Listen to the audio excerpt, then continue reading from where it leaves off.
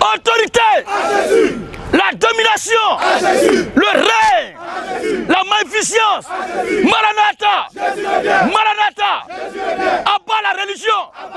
La dénomination. Le système archaïque. Les églises au dos courbé. La Babylone apostate. Abat la Babylone replâtrée. Je suis suppliqué jusqu'à cette heure, au XXIe siècle. Il y a encore des gens qui croient que l'église catholique romaine est une église que Jésus a envoyée sur terre. Quelqu'un qui croit que l'église catholique romaine, que Rome là c'est le siège, où Dieu a quelque chose de très saint là-bas, tu es l'homme le plus malheureux de la terre. C'est-à-dire, quelqu'un qui est le plus nul sur la terre, en matière de connaissances historiques, intellectuelles, géographiques, humaines, démographiques, doctrinales, idéologiques. L'homme le plus nul de la terre, la moindre des choses qu'il doit savoir, c'est que l'église catholique romaine a été fondée par Satan. Maintenant, celui qui jusque-là ne reconnaît pas cela, c'est que spirituellement, il y a un problème. Tu as été simplement endoctriné. Alors nous sommes là pour te désavouter. Abat le romanisme, la papauté, la papocratie, abat le papisme. Le pape est un citoyen digne de l'enfer. Le pape est le représentant légal de Satan sur la terre. Voici quelqu'un qui dit qu'il est homme de Dieu et qui ne parle pas de ce que Jésus a dit. L'église catholique romaine, son objectif là, c'est d'éloigner les gens de ce qui est appelé le christianisme. Les Romains, leur souhait, dans leur quête de dominer, de coloniser, de dompter les peuples là, c'est d'éloigner le croyant du christianisme. C'est ça l'objectif des catholiques. La moindre des choses qu'il faut retenir avant d'entrer en scène, c'est qu'eux-mêmes disent que Marie est la mère de Dieu. Attention. Le Dieu qui a créé les cieux et la terre, ils disent qu'il a une mère qui s'appelle Marie. Est-ce qu'entre toi-même là, à qui le prêtre dit ça, ou le pape enseigne ça, et puis tu dis Amen, entre toi et ta mère là, qui est âgée? Entre toi et ta mère, qui est plus grand? Entre toi et ta maman, qui a insisté premièrement? Est-ce que tu es âgé que ta mère? Maintenant, si Marie est mère de Dieu, quand Dieu créa les cieux et la terre, sa mère était où? Quand Dieu créa l'univers visible et invisible, sa maman était où? Marie n'est pas mère de Dieu. Un Dieu qui a mère, c'est un faux Dieu. Et ils disent que Marie est vierge mère. Une mère qui est vierge. Les catholiques, l'objectif, c'est d'embobiner les gens. Comment toi, ta mère peut être vierge? Une mère qui est vierge. Laissez les gens filmer s'ils veulent filmer. Pour garder le souvenir, ça fait rien. Comment ta mère peut être vierge? C'est-à-dire, moi qui vous parle, ma mère est vierge. Nous ne discutons pas du fait que Marie soit vierge, qu'elle a couché Jésus. Sans rapport sexuel, elle a contacté cette grossesse-là par l'appui, par l'Esprit de Dieu. Mais à la naissance de Jésus, l'image de Marie a été rompue. L'image de Marie a été déchirée. Elle a perdu sa virginité. À moins que tu me dis que Marie a vomi Jésus. Ou bien qu'il est sorti par ses oreilles ou par ses narines. Mais Jésus est né par la procédure normale par laquelle nous venons sur le monde. Seulement que lui, il est né du Saint-Esprit, sans rapport sexuel. Maintenant, après la naissance de Jésus, la Bible dit que Joseph a eu assez d'enfants avec Marie. C'est une femme qui a un ventre béni. Et Joseph, son mari, n'était pas un hémorroïdaire. Ses sens de garçon étaient au complet. Et il a fait assez d'enfants avec Marie, la notion de la Bible. Comment une femme telle pareille peut être toujours vierge? Si Marie est vierge mère, c'est que moi qui vous parle, ma mère est vierge. C'est que toi qui m'écoutes, ta mère est vierge. Marie n'est plus vierge. Alléluia. Le Jésus qu'on vous présente aux catholiques là, c'est un peu des Romains. Il n'a rien à voir avec Jésus dont la Bible nous parle. Marie qui est au catholique là, c'est une sorcière romaine. Elle n'a rien à voir avec celle dont la Bible parle. Abat la mariologie, les légions de Marie. Abat les fanatiques de Marie. Sainte Marie, Mère de Dieu, priez pour nous, pauvres pécheurs, maintenant et à l'heure de notre mort. Amen. Si tu as une fois fait cette prière, tu es l'homme le plus malheureux parmi les croyants. Alléluia.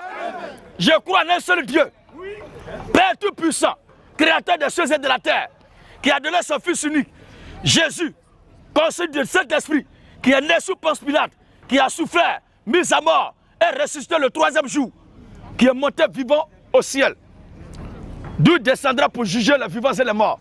C'est-à-dire jusque-là, Jésus est debout à la droite de Dieu le Père. Toi-même là, quand tu quittes à la maison pour aller travailler, pour aller te chercher le soir, quand tu rentres là, et que tu trouves ton Père à la maison, est-ce qu'il est bien sien qui te demande de t'arrêter là jusqu'au petit matin? Jésus, lui, il a fini le travail, il a souffert sur terre. Ils l'ont frappé, crucifié, il est mort. Grâce à Dieu, il est ressuscité. Il est monté là, la meilleure façon de le remercier, c'est qu'il n'a qu'à être toujours debout à la droite de son Père. Son Père méchant. Donc lui, assoit un peu. Abat la Trinité, la quatrinité. Parce que Marie maintenant est insérée. Si Marie est mère de Dieu, qui est son mari? Question. Maintenant, qui est le beau-père de Marie?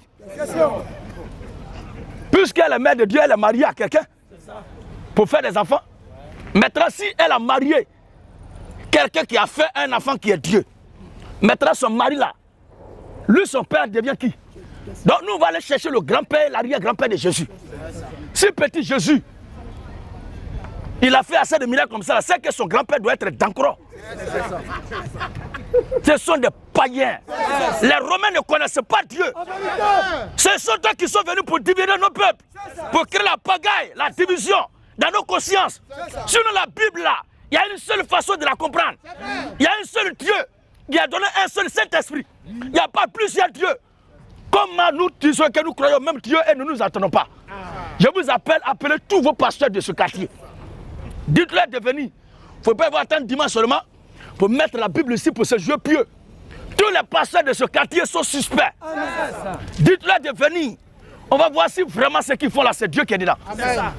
Il est temps qu'on mette fin à cette anarchie. Quand on regarde la tête des fidèles, on les évalue en chiffre d'affaires. Parce que c'est l'argent qui est dans la poche laquelle ils calculent. Des pasteurs mendiants. Ce sont des mendiants replâtrés. Quand ils voient un fidèle qui a voiture, qui n'ont pas de prédication, qui vient dimanche là, c'est gâté.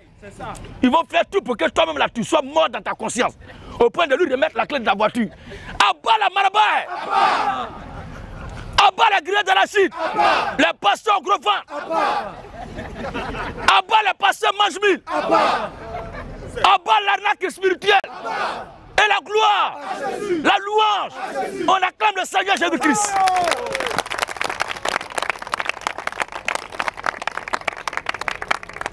Alors nous sommes là pour apporter la lumière. En ce temps où la confusion règne à tous les niveaux, à tous les frères qui sont là et qui viennent d'entendre ce message pour la première fois, je vous exhorte à garder votre sang-froid.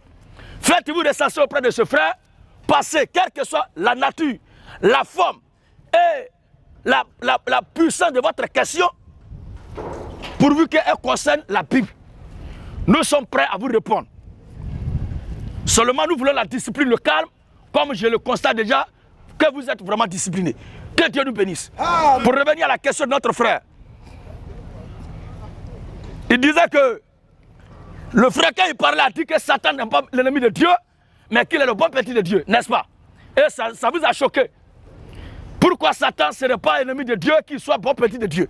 Mais entre nous, si Dieu est tout puissant, il est le tout feu, tout flamme, il est le suprême, il est le souverain, comment est-ce qu'il peut s'arranger à avoir un ennemi? Maintenant, si on doit créer l'animosité entre Dieu et Satan, on doit se poser la première question, qui est de savoir, entre Dieu et Satan, là, qui a créé son ami? Est-ce que ma chaussure est portée là? Cette chaussure-là peut devenir mon adversaire juré. Au point qu'on ne doit pas se voir, sinon c'est gâté. Ça ne peut pas être possible. Dieu est le créateur de toutes choses. Satan est une créature de Dieu. Jean chapitre 1, le verset 1 à 4.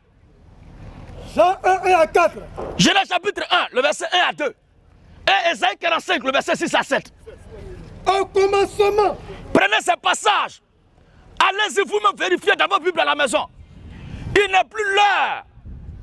Cette situation-là, je vais vous dire quelque chose.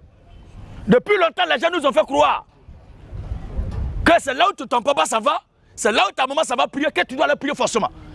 Ce temps-là est dépassé. C'est un temps qui est révolu.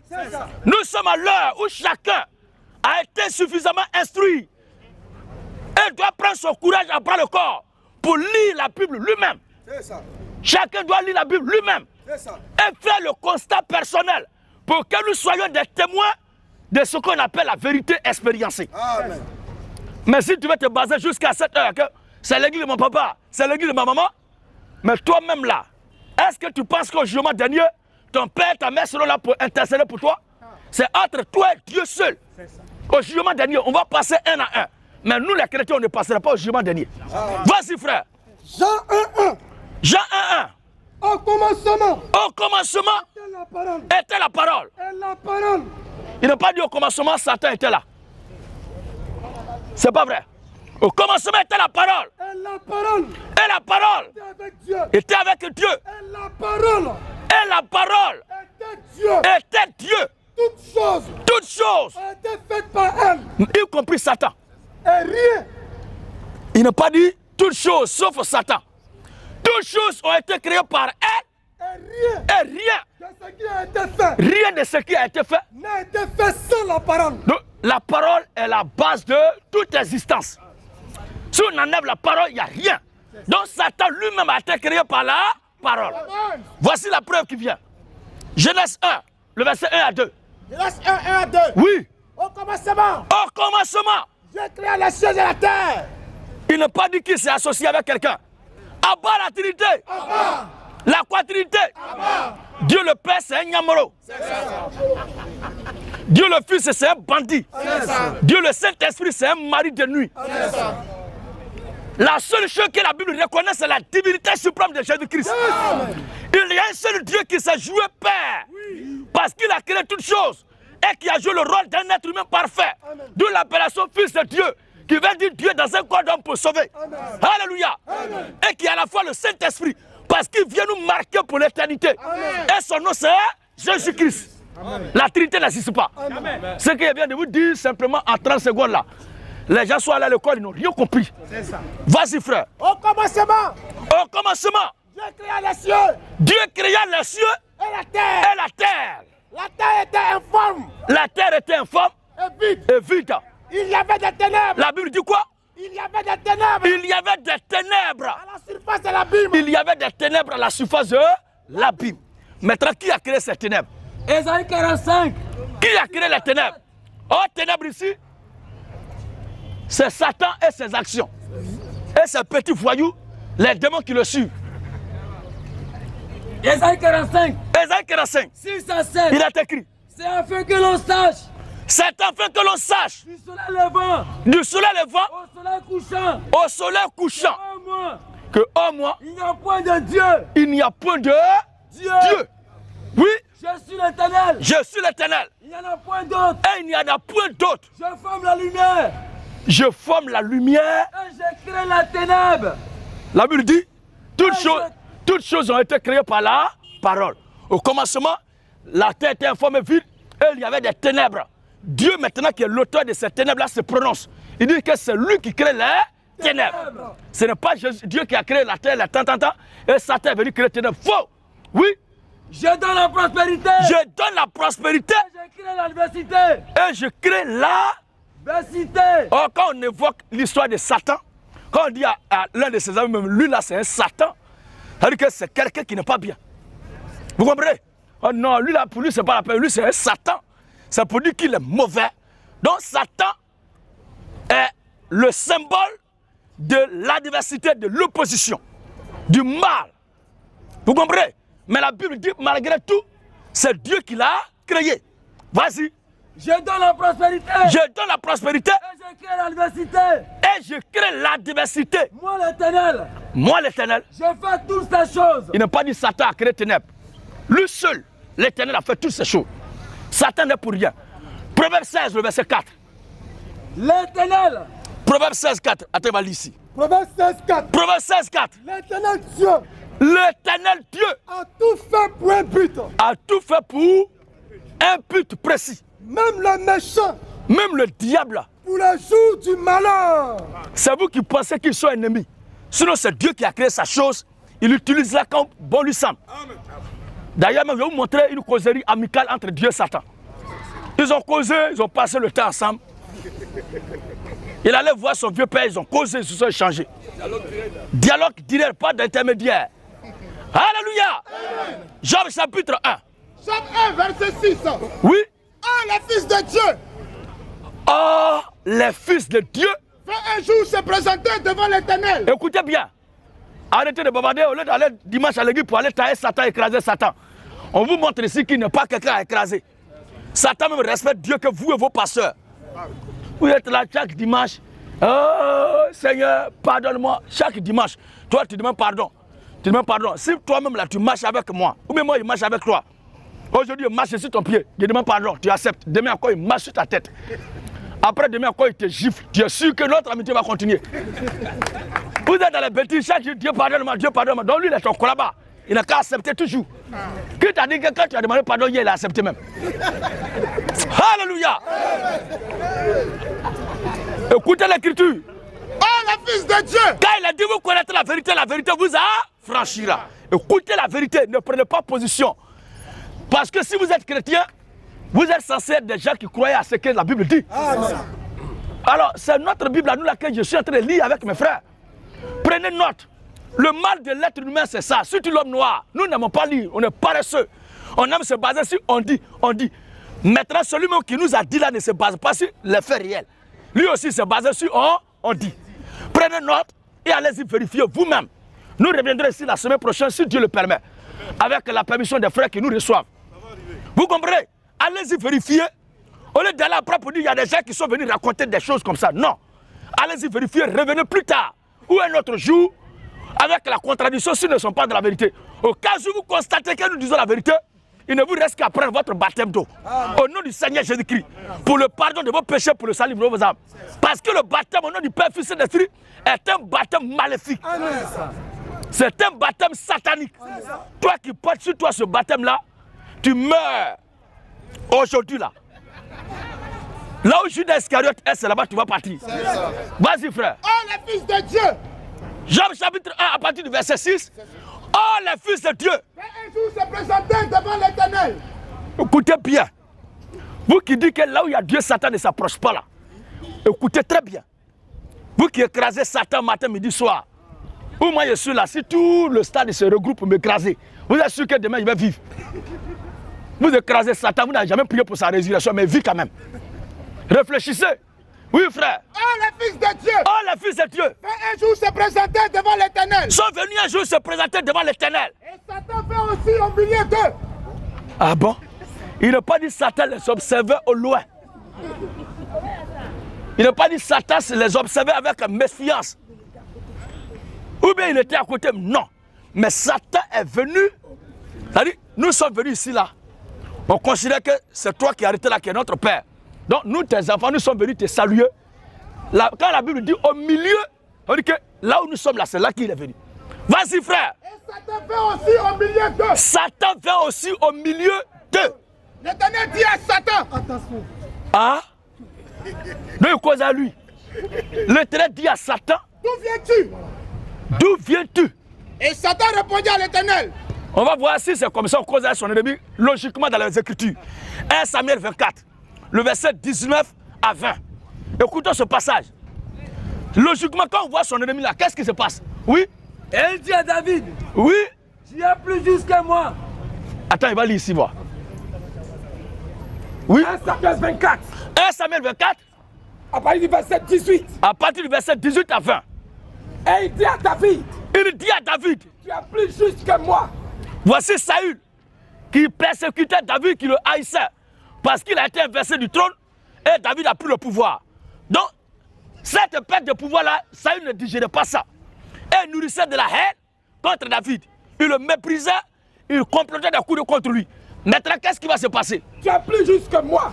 Il dit à David, tu es plus juste que moi. Car tu m'as fait du bien. Car tu m'as fait du bien. Et moi, je t'ai fait du mal. Moi, je t'ai fait du mal. Tu manifestes aujourd'hui Tu manifestes aujourd'hui la bonté la bonté avec laquelle tu agis envers moi. avec laquelle tu agis envers moi. Puisque Puisque l'Éternel L'Éternel m'avait livré entre tes mains.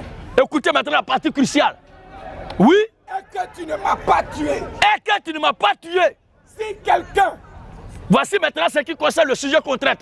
Si quelqu'un rencontre son ennemi. Si quelqu'un rencontre son ennemi. Le laisse-t-il poursuivre. Le laisse-t-il poursuivre tranquillement son chemin. Tranquillement. Est-ce que c'est vrai? Est-ce que quand quelqu'un croit son ennemi, est-ce qu'il peut le laisser poursuivre tranquillement son chemin? Est-ce que c'est possible? Non. Un ennemi que tu cherches depuis longtemps. Aujourd'hui, on l'a livré fort entre tes mains. Mais c'est l'occasion de le dépercer. C'est ça qui est révélé ici. Maintenant, regardez comment Dieu traite Satan ici. L'Éternel dit à Satan. Celui que vous appelez ennemi. L'adversaire juré de Dieu. Oui. D'où viens-tu? D'où viens-tu? Et Satan répondit à l'Éternel. C'est-à-dire qu'il n'a pas vu son petit, ça fait 2 jours. En des thèmes terre à terre, tu me manquais. Tu as quitté où, Joe? Fils, tu as quitté où? Mon petit. Et maintenant, il lui répond. Et Satan répondit à l'Éternel. Ah, d'Angro. De parcourir la terre. Je viens de parcourir la terre. Et de m'y promener. Ça veut dire que Satan n'habite pas sur la terre. Il dit, je viens de parcourir la terre, de m'y promener. Quand on dit que quelqu'un allait en promenade, c'est qu'il a quitté sa maison pour aller ailleurs. Si Satan était sur terre, il n'allait pas dit, il allait se promener sur terre. Mais il habite quelque part là-bas. Et il vient sur terre pour des missions et des commissions. Alors il a fini de travailler, il retourne pour faire compte rendu. Oui, frère. Et Satan répondit à l'Éternel. Satan répondit à l'Éternel. Parcourir la terre. Je viens de parcourir la terre. Et de m'y promener. Et de m'y promener. L'Éternel dit à Satan. L'Éternel dit à Satan. As-tu remarqué mon serviteur Job? Est-ce que tu as remarqué mon serviteur Job? Il n'y a personne comme lui sur la terre.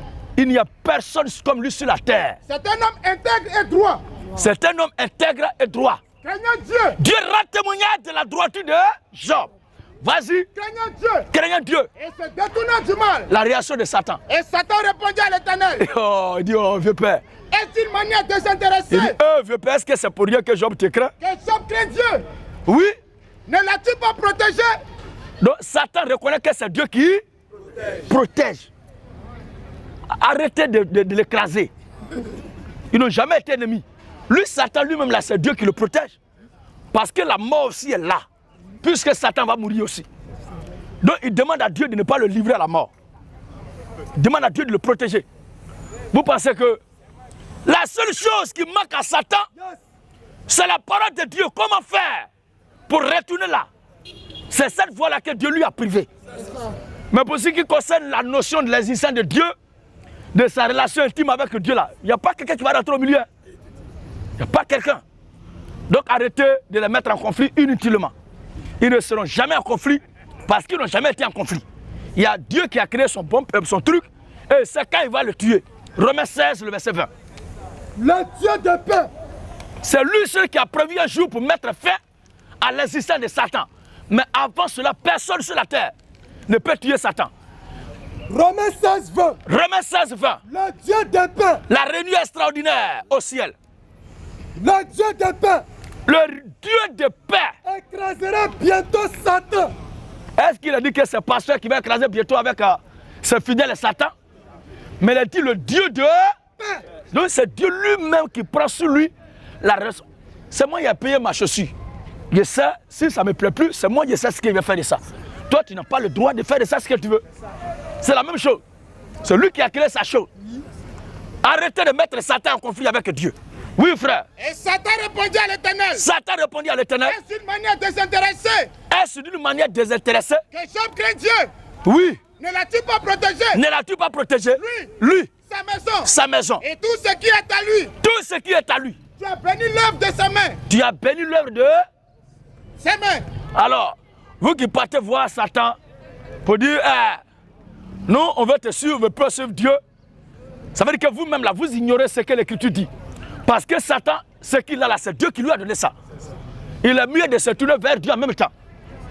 Alors, cher ami, écoute maintenant la réunion extraordinaire. 1 Roi 22, 19. Oh, ça voit. 1 Roi. Regardez bien. 1 Roi 22, 19. 1 Roi 22, 19. Michel dit. Écoute donc la parole de l'Éternel. Écoute maintenant la parole de l'Éternel. Toi qui accuses Satan matin, midi, soir. Écoute maintenant la parole de l'Éternel. J'ai vu l'Éternel. J'ai vu l'Éternel. Assis sur son trône. Assis sur son trône. Et toute l'armée des cieux. Et toute l'armée des cieux Se tenant auprès de lui. se tenait auprès de lui. À sa droite. À sa droite Et à sa gauche. et à sa gauche. Et l'Éternel dit. L'Éternel dit. Qui séduira Akab. Qui séduira Akab? Pour qu'il monte à Ramoth. Oui. En Galate. Il y a quelqu'un, un roi qui doit mourir sur la terre. Et qu'il périsse. Il y a un roi qui devait mourir sur la terre. Dieu maintenant, il convoque une réunion extraordinaire avec les anges et les démons. Et pose la question. Ce roi-là, il m'énerve, je veux qu'il meure maintenant. Qui va aller faire un travail pour qu'il meure? Voici le bon Dieu qui fait un projet de malheur contre les gens. Les projets de bonheur pour Dieu, là, c'est pour nous, ses enfants. Amen.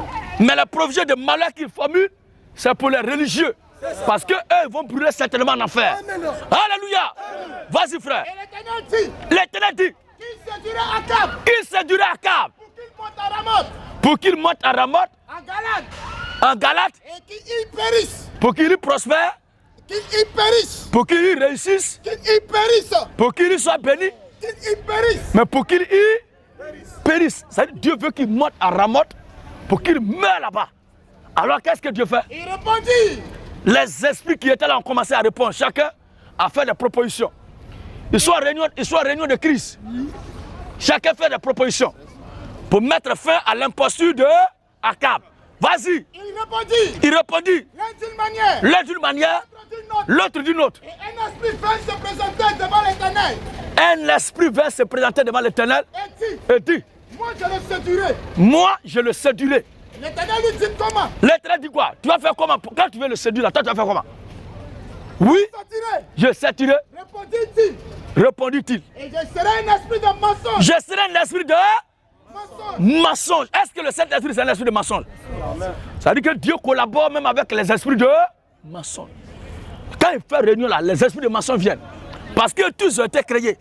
Si vous voyez des gens qui sont forts dans le mensonge, il y a des gens qui mentent. Eux là, mentir là, c'est leur travail. C'est leur activité. C'est Dieu qui les a créés comme ça. Arrêtez de traumatiser le camarade.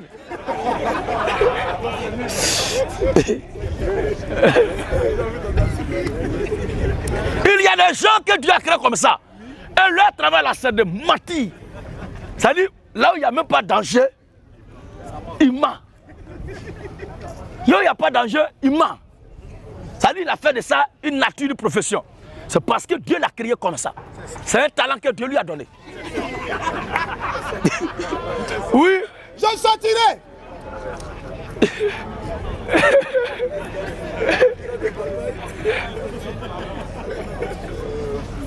Je sortirai. Répondit-il. Répondit-il. Et je serai un esprit de mensonge. Et je serai un esprit de mensonge La bouche de tous ces prophètes. dans la bouche de tous ces prophètes. L'Éternel dit. L'Éternel dit, Tu le séduiras. Dieu dit, tu as ma bénédiction, tu le séduiras. Et tu en viendras à bout. Un esprit pareil, toi tu vas aller prier contre lui. Et tu crois que tu vas réussir dans cette mission? Il a la bénédiction de Dieu, il vit avec la caution et la grâce de Dieu. Tu peux rien contre lui. Alors frère, voici un peu brièvement la réponse à cette question-là. Oui? Si un chrétien meurt au milieu des jeunes, il ne va pas en enfer, il va au paradis. Oui? Voilà, il aimerait savoir. Mais il n'était pas tout à fait là. On m'avait appelé. Il n'a pas bien compris le passage. C'est pour dire tout simplement que le chrétien ne peut pas perdre le salut. Jamais. Vous comprenez? Où nous sommes là, nous sommes des êtres humains. Quel que soit le sale comportement qu'on peut avoir, nous ne deviendrons jamais des cafards, ni criquets, ni moutons. Non, c'est pas possible. Nous sommes des êtres humains, nous resterons toujours des êtres humains. C'est la même chose. Où tu es là, je ne sais pas si tu es un enfant. Tu es un enfant? Mais tu es quand même l'enfant de quelqu'un. Mais où tu es là, qu'est-ce que... Ah, il faut te dépêcher parce qu'il y a assez de femmes qui chôment sur le terrain. Faut pas gâter le produit, c'est pas bon. Tout est au complet, donc il faut faire vite, vite. C'est à cause des gars comme ça là qu'il y a beaucoup de filles qui souffrent. Elles sont en train de prier là-bas, donne-moi mon mari, alors qu'il est là, il ne veut pas. Hein? Va exaucer les prières. Alléluia. Ou tu es là, juste une digression. Mais qu'est-ce que tu peux faire pour cesser d'être enfant de ton père? Rien. Je reprends la question pour ceux qui n'ont pas compris. Où il est arrêté là, qu'est-ce qu'il peut poser comme acte, comme action? Qu'est-ce qu'il peut afficher comme conduite dans la société pour cesser d'être enfant de son père? Il n'y a rien. C'est la même chose. Ce ne sont pas les circonstances de ta réussite, de ta mort et de ton malheur qui vont déterminer ta paternité. Tu comprends? Mais qui tu es d'abord pour que tu aies bonheur, malheur et que la mort vienne un jour nous chercher? C'est ce que tu es d'abord. Tu es un enfant à quelqu'un. Vous comprenez? C'est la même chose aussi dans le domaine spirituel. Le chrétien, c'est celui qui est l'enfant de Dieu. Celui qui a en lui la nature, la vie de Dieu. Ce dernier-là, il ne peut pas perdre cette vie. On ne perd pas la vie de Dieu. Parce que quand le pasteur dit qu'on peut perdre le salut, c'est comme si c'est moi qui obtiens le salut. C'est pas vrai. Mais c'est le salut qui me tient. Parce que le salut, c'est le Seigneur Jésus-Christ lui-même. C'est pourquoi, quand on dit perdre le salut, ça veut dire qu'il a perdu Jésus.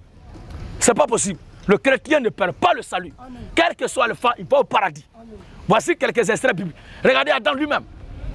Adam, à qui Dieu a dit, tu mangeras de tous les arbres du jardin. Mais quand tu as ce table qui est ici, tu ne vas pas toucher à ça. Adam a mangé de ça. Mais malgré ça, Adam reste toujours un enfant de Dieu. Vous comprenez? Quand vous lisez la Bible, là, vous allez voir où c'est mentionné Adam, enfant de Dieu. Ou bien fils de Dieu. Ça veut dire que Adam appartient à Dieu quoi qu'il arrive. Seulement, l'exhortation vient pour que chacun puisse ranger sa conduite sur terre pour ne pas avoir de problème. Tu comprends? Parce que tu es là, voici une voiture qui passe. Si tu vois le gars après, puis toi-même tu vas cogner la voiture, ça là, la Bible va venir te dire quoi? La Bible va te dire qu'on a besoin d'un prêtre pour te dire ce qui va t'arriver. Ou bien on est arrêté là, tu prends tout de suite machin pour aller menacer tout le monde. Tu vas voir que tout le quartier va se lever contre toi, quel que soit l'amour qu'il porte pour toi. Tu as découvert un enfant, deuxième enfant là, les gens ne vont pas se laisser faire parce qu'ils ont été surpris sur le premier cas. Donc, ce n'est pas ça qui détermine qui tu es, non. Mais c'est qui tu es d'abord avant de poser l'acte. Alléluia. Amen. Jean 5, le verset 24. Jean 5, 24. Il est écrit. En vérité, en vérité. En vérité, en vérité. Je vous le dis. Je vous le dis. Celui qui écoute ma parole. Celui qui écoute ma parole. Et croit en celui qui m'a envoyé. Et qui croit en celui qui m'a envoyé. À la vie éternelle. Hébreux chapitre 10. Et ne vient point en jugement. Le verset 10 jusqu'au verset 17. Celui qui écoute ma parole. Et croit en celui qui m'a envoyé. Et croit en celui qui m'a envoyé. À la vie éternelle. À la vie éternelle. Tu comprends le mot éternel quand même? Ça veut dire quoi? Infini, voilà. Comment on peut faire pour perdre quelque chose qui est infini? Question. C'est pas vrai. Un pasteur qui dit qu'un chrétien perd le salut, c'est un pasteur marmailleur. C'est un délinquant spirituel. Oui? Oui, frère. Celui qui écoute ma parole. Celui qui écoute ma parole. Et croit en celui qui m'a envoyé. Et croit en celui qui m'a envoyé. À la vie éternelle. C'est tout ce que Dieu a demandé qui est là. Il ne vient point en jugement. Il faut croire en Jésus-Christ. Le reste là, lui-même, il s'en occupe. Si tu fais telle chose qui n'arrange pas, comme le frère l'a dit, s'il met au milieu des putes, des gandjous, si Dieu ne veut pas que tu mets au milieu des putes, toi tu vas mourir là-bas. Est-ce que tu es plus fort que Dieu? Quand on parle comme ça, d'autres disent, oh, ça veut dire quoi? Donc on dit que quand on est chrétien, on peut faire tout ce qu'on veut. Mais c'est quel homme sur là qui peut faire tout ce qu'il veut? Question. C'est quel homme? Si moi je peux faire ce que je veux, c'est d'aller dîner avec Dieu chaque matin et revenir. Parce que cette terre-là, c'est une terre de malédiction. Ça fait souffrir. Il y a trop d'hypocrisie, traîtrise. Il y a assez de maudits. Donc, je préfère aller manger avec Dieu et je vais redescendre. Vous comprenez? Mais est-ce que ça là, ça va se faire? Non, vous pouvez faire tout ce que vous voulez. Si moi je peux faire tout ce que je veux, ça veut dire que si Dieu, c'est que Dieu n'existe pas. Oui, frère. Il ne vient point en jugement. Il ne vient point en jugement. Mais il est passé. Mais il est passé de la mort à la vie. De la mort à la vie. Vous comprenez? Voici un peu qui est clair. Un autre passage. Hébreux 10, 10. Écoutez ce passage. Car. Hébreux 10, 10 à 17. Car. C'est en vertu de cette volonté. C'est en vertu de cette volonté. Que Nous sommes sanctifiés. Que nous sommes sanctifiés. Par l'offrande. Par l'offrande. Du corps de Jésus-Christ. Écoutez très bien. Écoutez ce passage. Mais vous-même là-haut, vous pensez que c'est le fait d'aller chercher tout là qui est le plus grand péché? Est-ce que vous ne péchez pas? Vous ne péchez pas? Maintenant, est-ce que c'est moi que vous avez écouté parce que vous avez couru à ce qu'il a dit que vous péchez, malgré que vous n'êtes pas d'accord avec ce qu'il a dit, mais vous péchez? Ça veut dire que pécher là, c'est la nature de l'être humain. C'est Dieu qui a créé l'homme comme ça. Toi qui n'as pas compris ça, tu vas aller te casser la tête pour rien. Oui, frère. Car c'est en vertu de cette volonté. C'est en vertu de cette volonté. Nous sommes sanctifiés. Que nous sommes sanctifiés. Par l'offrande du corps de Jésus-Christ. Par l'offrande du corps de Jésus-Christ. Une fois pour toutes. Une fois pour toutes. Car pas une seule offrande. Pas une seule offrande. Il a amené à la perfection pour toujours. Il a amené à la perfection pour toujours. Toujours, pour de bon. Ceux qui sont sanctifiés. Alors, les gens, quand on les voit chaque jour, je suis sauvé aujourd'hui, si tu as fait telle chose demain, je ne suis plus chrétien. Oh, la Bible dit, il nous a amené à la perfection une fois pour toujours. Sanctifiez-vous, perfectionnez-vous. Mais il y a quelqu'un qui nous a déjà perfectionné. Amen. Et c'est dans sa perfection que nous marchons. Amen. À toi qui veux te perfectionner, ce n'est pas un mal. Mais tu ne seras rien à Jésus. Oui, frère. C'est ce que le Saint-Esprit. C'est ce que le Saint-Esprit nous atteste aussi. Car après avoir dit. Voici l'alliance que je ferai avec eux. Voici l'alliance que je ferai avec eux. Après ces jours-là. Après ces jours-là, dit le Seigneur. Je mettrai mes lois dans leur cœur. Je mettrai mes lois dans leur cœur. Et je les écrirai dans leur esprit. Et il dit quoi? Et il ajoute. Et il ajoute. Et je ne me souviendrai plus. Je ne me souviendrai plus. De leur péché. Vous voyez? Mais qui a une bonne mémoire que Dieu? Qui peut dire sur la terre qu'il a une bonne mémoire que Dieu? Mais Dieu, lui-même qui fait toute la mémoire là, il dit, je ne me souviendrai plus. Je ne me souviendrai plus de leur péché. En réalité, Dieu avant de venir dans ce monde là et donner Jésus à la mort, il a calculé le nombre de jours que chacun de nous doit avoir sur terre. Amen. Il a calculé le nombre de pas que chacun de nous doit poser sur terre. Il a calculé le nombre de bâtiments de nos cœurs avant qu'on ne naisse. Le nombre d'actes, de comportements, de péchés qu'on devait commettre. Jésus a calculé tout ça là. Et il paye le prix à la croix. Et il dit, bon, tout ce que je vous demande, c'est de croire en moi. Et le reste là, c'est fini. C'est ça qui est là. Je ne me souviendrai plus de leur péché. Ni de leurs iniquités. C'est Dieu qui a dit ça. Maintenant, toi qui me dis que ça, telle chose qu'il a fait, telle chose qu'il a fait là, c'est péché. Entre toi et Dieu, qui va me juger au dernier jugement? Qui va juger quelqu'un? Au jugement de là, c'est qui va juger? Mais Dieu dit qu'il ne va pas se souvenir de ce qu'il a fait. Toi, tu es qui pour amener ça? Alors, frère, voici un peu ce qu'on voulait te dire. Ok. Au suivant.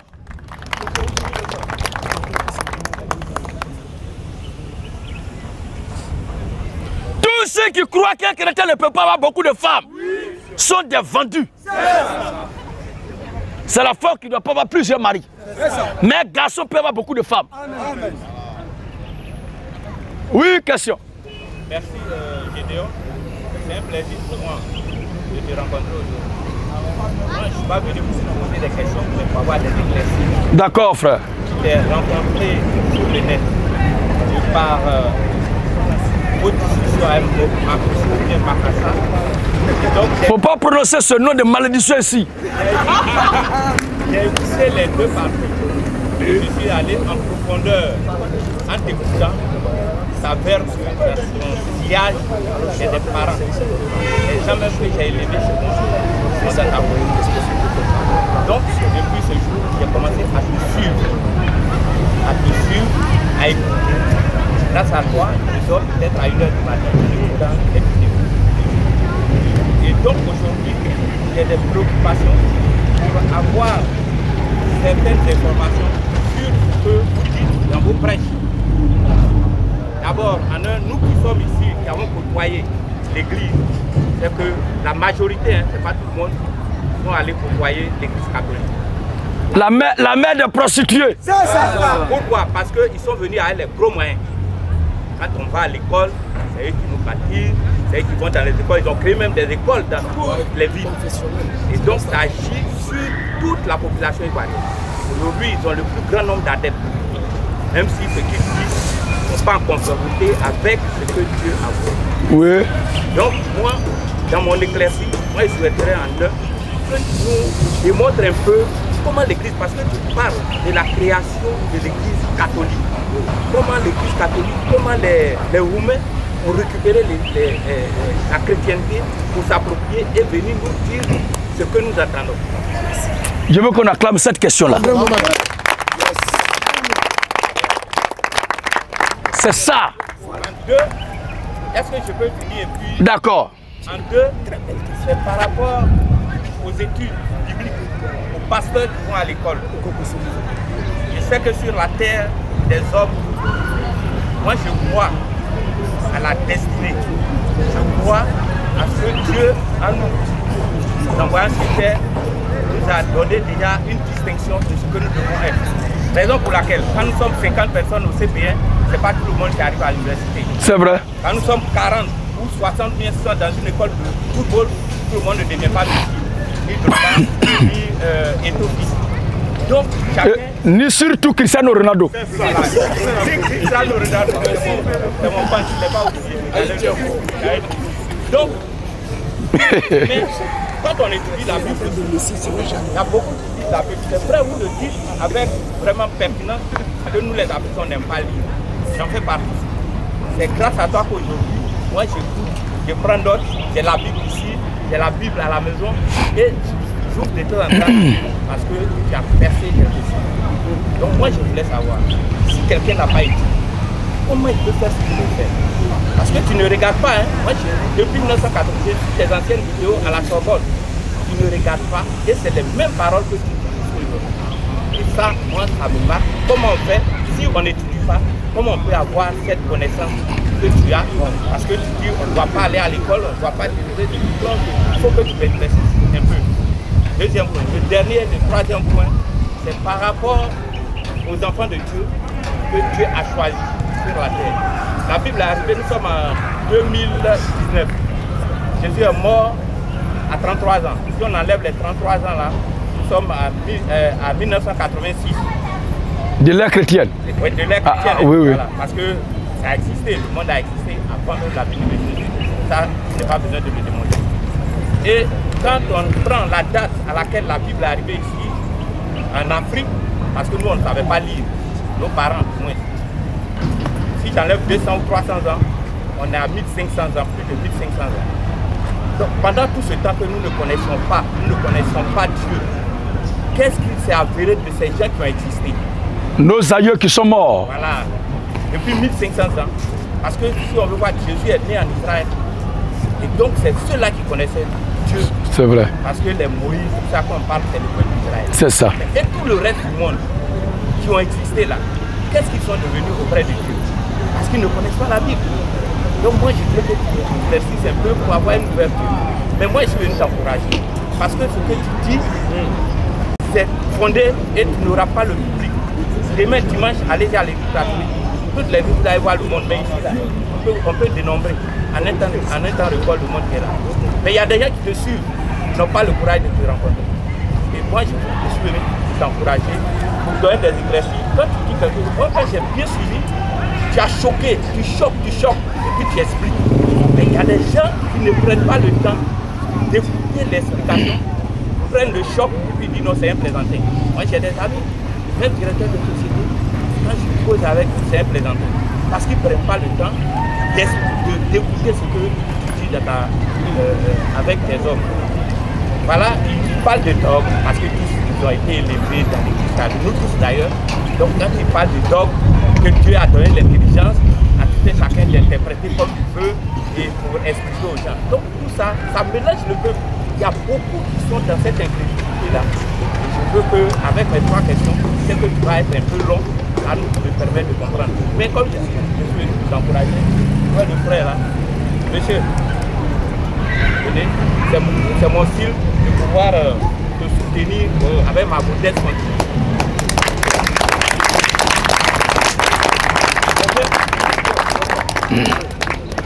Ok. Remettez ça. C'est mon cousin. J'espère que ce n'est pas dans le but, dans l'esprit de payer la préoccupation. Je devais le faire avant, c'est pas grave. Voilà. C'est même pas dans mon esprit. Ok. Je le fais même pas ailleurs. Ok. Alors, on commence par là où ça a commencé. C'est ça. L'église catholique romaine.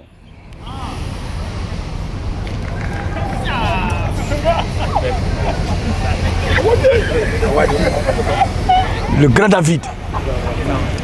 Le droit d'aînesse est sonore. L'église catholique romaine. L'église de tous les dangers. L'église de malheur de tous les peuples. Tous les pays dans lesquels l'église catholique romaine est implantée solidement sont des pays qui ne connaîtront jamais de stabilité financière, économique et politique. Parce que, je vais vous dire quelque chose aujourd'hui. Avant la naissance de l'église catholique romaine, le christianisme existait déjà. Mais je commence d'abord en Côte d'Ivoire, puisque nous sommes des Ivoiriens, et alors des Africains, des Kamites. Le Kamite dont je parle n'a rien à voir avec un Kémite, hein, mais je dis Kamite, C-H-A-M-I-S-T-E. Ça veut dire que nous sommes les descendants de Kam, l'un des 3 fils de Noé, puisqu'il est le père fondateur, père bâtisseur du continent africain. Amen. C'est de ça que je me réclame, de mes origines naturelles en tant qu'Africain. Maintenant, de mes origines éternelles, je suis immortel. Amen. Je viens de l'éternité. L'église catholique romaine, sa présence en Côte d'Ivoire, a été le début de nos malheurs. Parce qu'un pays où il y a la galère, où il y a la misère, la pauvreté sévit, si l'économie d'un pays a pris un coup, directement, tout le peuple va sombrer. La politique va sombrer. Tout ce qui est appelé activité va sombrer. Tout ce qui est appelé affaires va sombrer.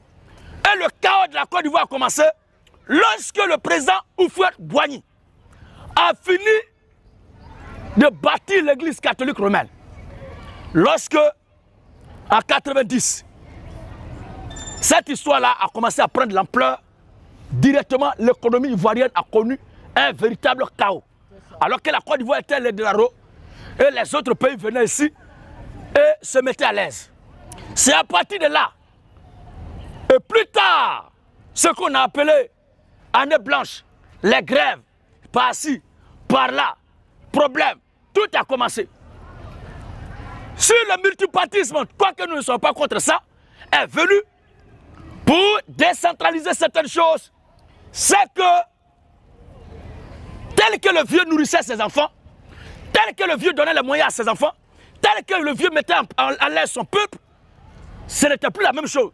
Alors quelqu'un sort pour dire assurément la durée là, et tout ce qu'il a fait hier, on constate aujourd'hui que ce n'est plus trop ça. Il faut que quelqu'un d'autre vienne.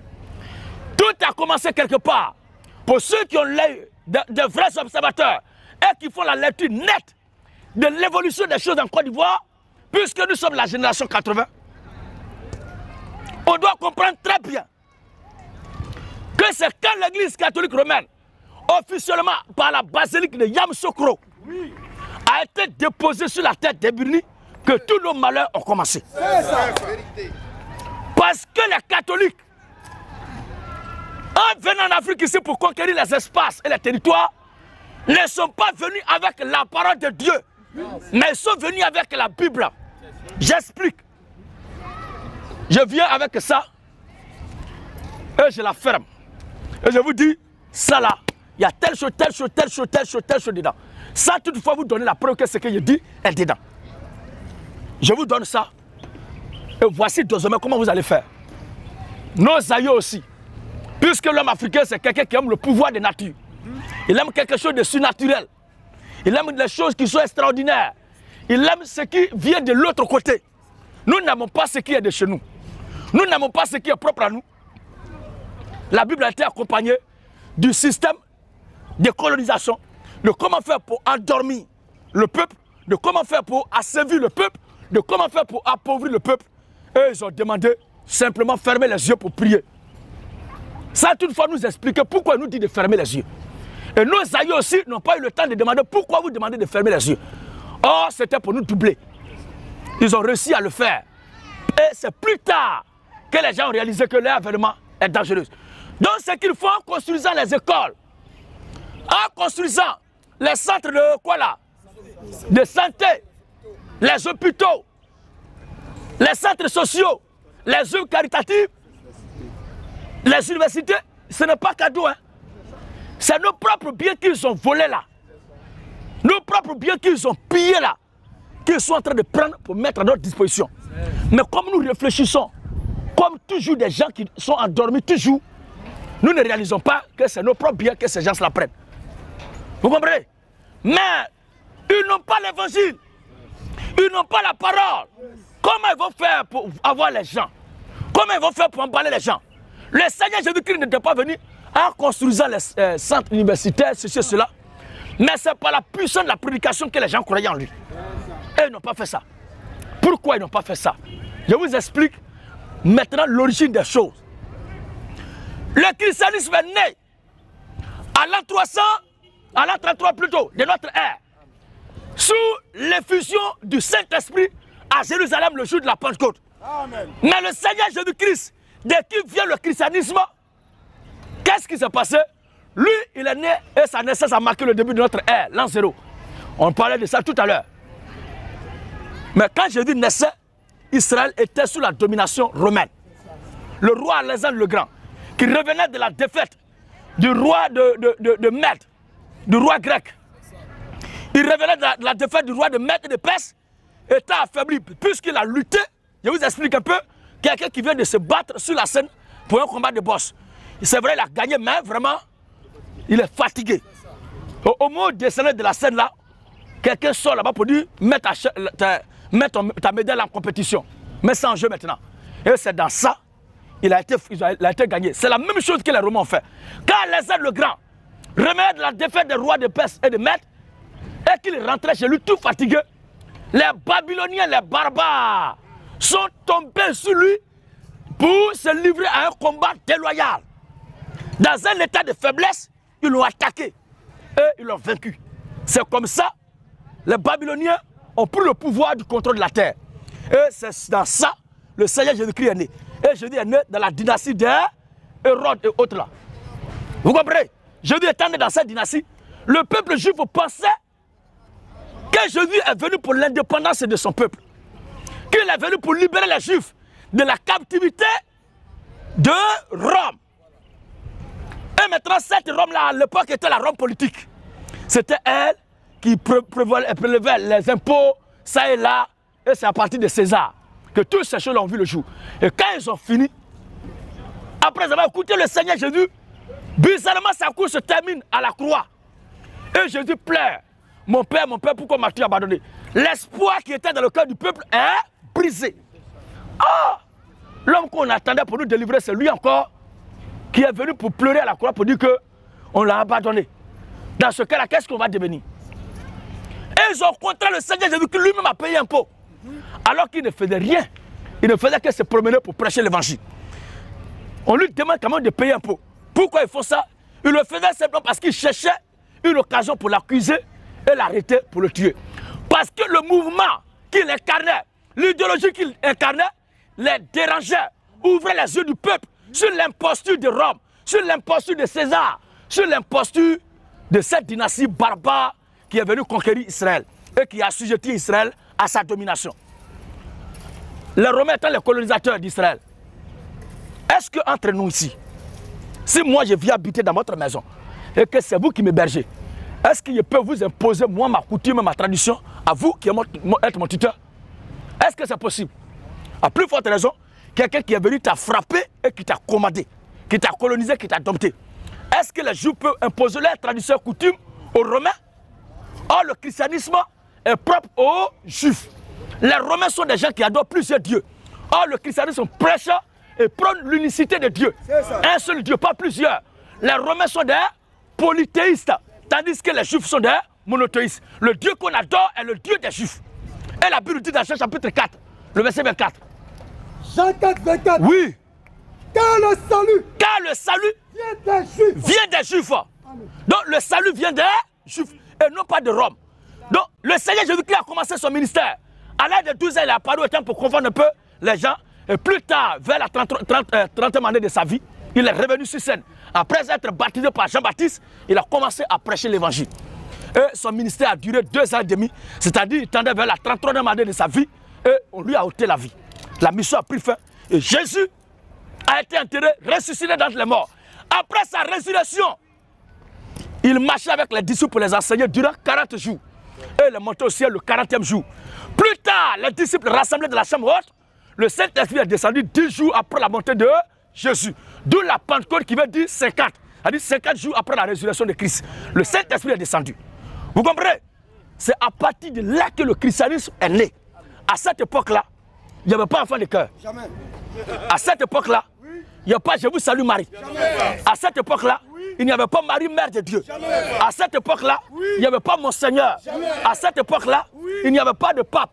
À cette époque-là, il n'y avait pas des sœurs qui ne devaient pas se marier.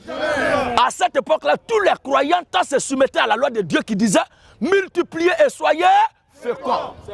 C'est plus tard.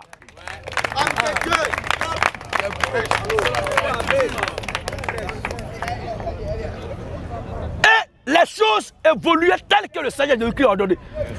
Pour preuve, Matthieu chapitre 8, le verset 14, nous rappelle un peu un fait palpable de la vie matrimoniale de Simon Pierre. Matthieu 8, 14. Matthieu 8, 14.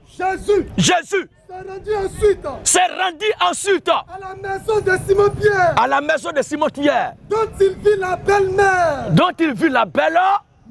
Donc Simon Pierre était marié. Amen. Voici la belle-mère de Simon Pierre qui était malade. Et le Seigneur qui est venu chasser cette fièvre-là qui la fatiguait. Il l'a délivré de ça. À cette époque-là, on ne priait pas avec les statues. 1 Jean chapitre 5, le verset 21. Petits enfants. Petits enfants. Gardez-vous des idoles. C'est ce que nos aïeux prêchaient après la naissance de l'église à l'an 33 à la Pentecôte, dans la chambre haute. À cette époque-là, l'écriture est claire que celui qui doit être évêque de l'église doit être marié. Regardez encore. 1 Timothée, chapitre 4, à partir du verset 1. Regardez très bien. À cette époque-là, les chrétiens, les serviteurs de Dieu devaient se marier. Et le mariage était un devoir pour tout bon chrétien qui l'aspirait bien sûr. Et pour servir Dieu, pour être un ancien évêque, il faut être impérativement marié. À cette époque, l'Esprit prévoyait ou prophétisait que viendra un temps où va naître le gigantesque levier de la terreur. Vas-y. 1 Timothée 4. Verset 1. 1 Timothée 4, premier. Oui. Mais l'Esprit dit expressement. Mais l'Esprit dit expressement. C'est vrai que le christianisme vient de naître. Nous prêchons, nous défendons, nous soutenons, nous prenons l'idéologie du Seigneur Jésus-Christ. Mais un temps va venir et qu'est-ce qui va se passer? Mais l'Esprit dit expressement. L'Esprit Saint dit expressement. Que dans les derniers temps. Que dans les derniers temps. Quelques-uns abandonneront la foi. Quelques-uns abandonneront la foi. Pour s'attacher. Pour s'attacher. À des esprits séducteurs. À des esprits séducteurs. Des doctrines des démons. Quand on parle de doctrine, c'est idéologie, enseignement. Vous comprenez? Vision, philosophie. Ça veut dire penser. Ils vont développer ça plus tard. Quelques-uns s'attacheront à des doctrines de démons. Oui. Par l'hypocrisie des faux docteurs. Et ceux que la doctrine des démons, là, qu'est-ce qu'ils vont dire dedans dans la doctrine là? Prescrivant. Dans leur enseignement démoniaque là, ils vont prescrire de ne pas se marier. De ne pas se marier. Or, l'église catholique romaine n'était pas encore née. Et l'esprit de Christ qui voyait toutes choses depuis l'éternité jusqu'à la fin, prophétisait ça. Alors il dit, il y a des gens qui vont enseigner dans leur communauté de ne pas se prescrivant de ne pas se marier. C'est quelle communauté aujourd'hui pour être serviteur de Dieu, il faut être célibataire? Question.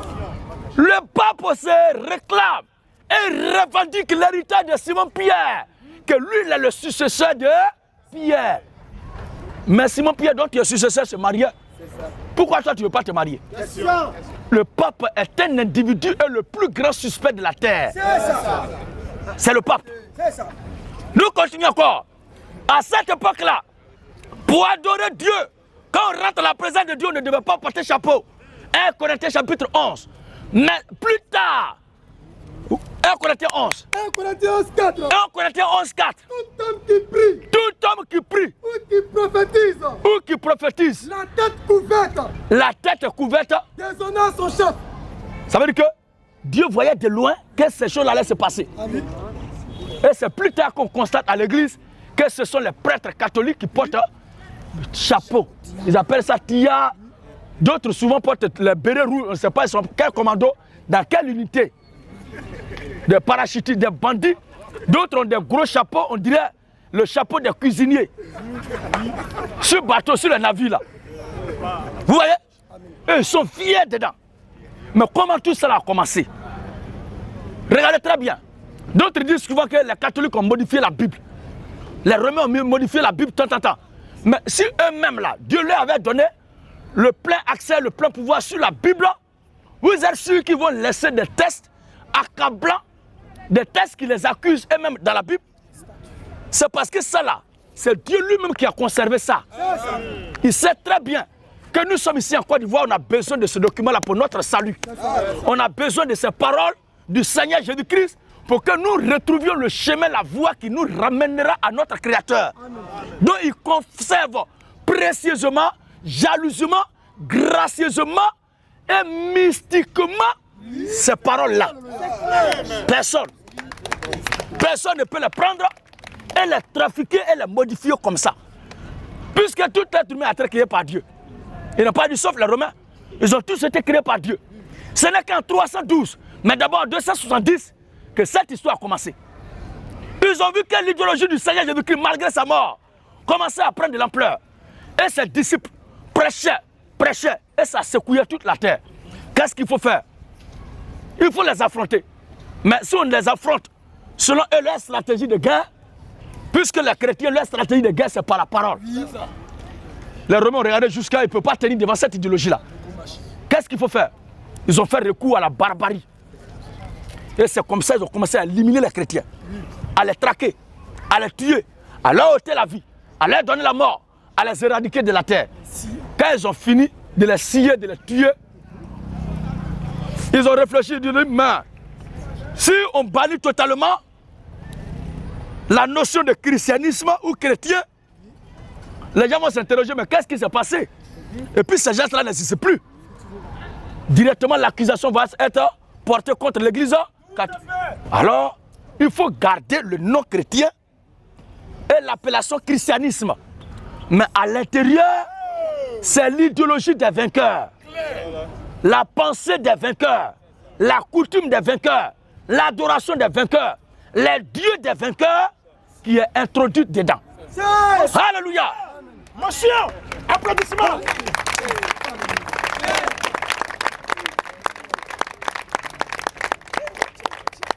J'entre en scène pour maintenant imposer ma petite autorité. Lui, c'est l'autorité suprême, mais je jouis d'une parcelle de cette autorité. C'est le Seigneur Jésus-Christ qui est l'autorité suprême. Je suis ton frère. Merci pour m'avoir rectifié. Voilà, ce grand enseignement qu'il est en train de donner par rapport à la question du frère. Enseignement historique qui rétablit la vérité historique. Amen. Je ne peux pas lui permettre de terminer. C'est une manne qu'il est en train de donner à beaucoup d'entre vous. Sans que quand même, vous n'ayez fait parler vos cœurs. Parce que je vous vois en jaillir, tout ça. Hein? Religieusement, vous écoutez. Bon, c'est l'expression, hein? Je sais qu'on n'est pas religieux. J'ai tout compris. Alors, il y a quelqu'un qui m'a approché tout à l'heure de manière discrète. Et il a glissé dans ma main ce billet d'argent. Il m'a dit, c'est sa contribution à l'avancement de l'œuvre par rapport aux vérités authentiques qu'il entend de la bouche du pasteur. N'est-ce pas? Bien avant que le frère en piste ait fait le premier geste, qui ouvre même le bal. Sur cette lancée donc, je voudrais que symboliquement, que chacun fasse parler son cœur en guise de soutien, évidemment, à l'eux. Parce qu'on est des humains. Quand le cœur est emballé en termes de contentement, ben, la main agit. C'est en cela donc, voilà. Oui, décidément, hein. Mais il n'est pas exclu que chacun, selon ce qu'il a dans sa poche, voilà. Même une pièce de français, personne n'est exclu, hein. Ne pensez pas que comme ce sont les deux pieds qui se manifestent là, alors, comme moi je n'ai pas 500 francs, je n'ai pas 1000 francs, mais 200 francs ou bien mes 100 francs vont servir à quoi? Non, hein? L'argent c'est l'argent, tout est important. Toute pièce d'argent a une valeur. L'argent là, c'est pas nous on fabrique. Voilà. 25 francs ça vaut l'eau. Eh ouais, tout à l'heure, c'est de l'eau qui a été acheté pour soutenir tous ceux qui animent le ministère. Moi-même j'en ai plus. Donc 100 francs mon frère c'est l'argent. Je te trouve pas ridicule au point qu'en donnant 5 francs qu'on puisse se moquer de toi. Non, ce n'est pas ça. Voilà. Vos goûts sont cassés, ne buvez pas le glacier. Ça vous fatigue. Est-ce que vous m'écoutez? Oui. Il n'est pas comme les autres cachets dénominationnels qui font ça là pour de l'argent. Amener une corbeille au milieu des gens qui parlent. Comme j'ai prêché à un certain niveau, alors je vous appelle au cas où. Ce n'est pas ça. Hein? Il ne va pas demander à quelqu'un. Voilà. C'est par rapport à la teneur du message qui est plein dans le cœur en termes de vérité et qui est teneur qui amène les gens eux-mêmes à se manifester. Oui, je vais prendre la nature de la question. Donc quand je constate cela, alors j'entre en scène pour exacerber un peu en termes d'exhortation les uns et les autres, de sorte à leur demander de venir en soutien. C'est un soutien symbolique. Mais tout cela, ça contribue à l'avancement de l'œuvre. Sur ça, en partie, je vous remercie. Puis, on va finir avec... voilà. Ok. Madame de Dieu, ouais. Voilà ce que la moisson a en partie produite relativement à la vérité que tu es en train de faire connaître le peuple de Dieu.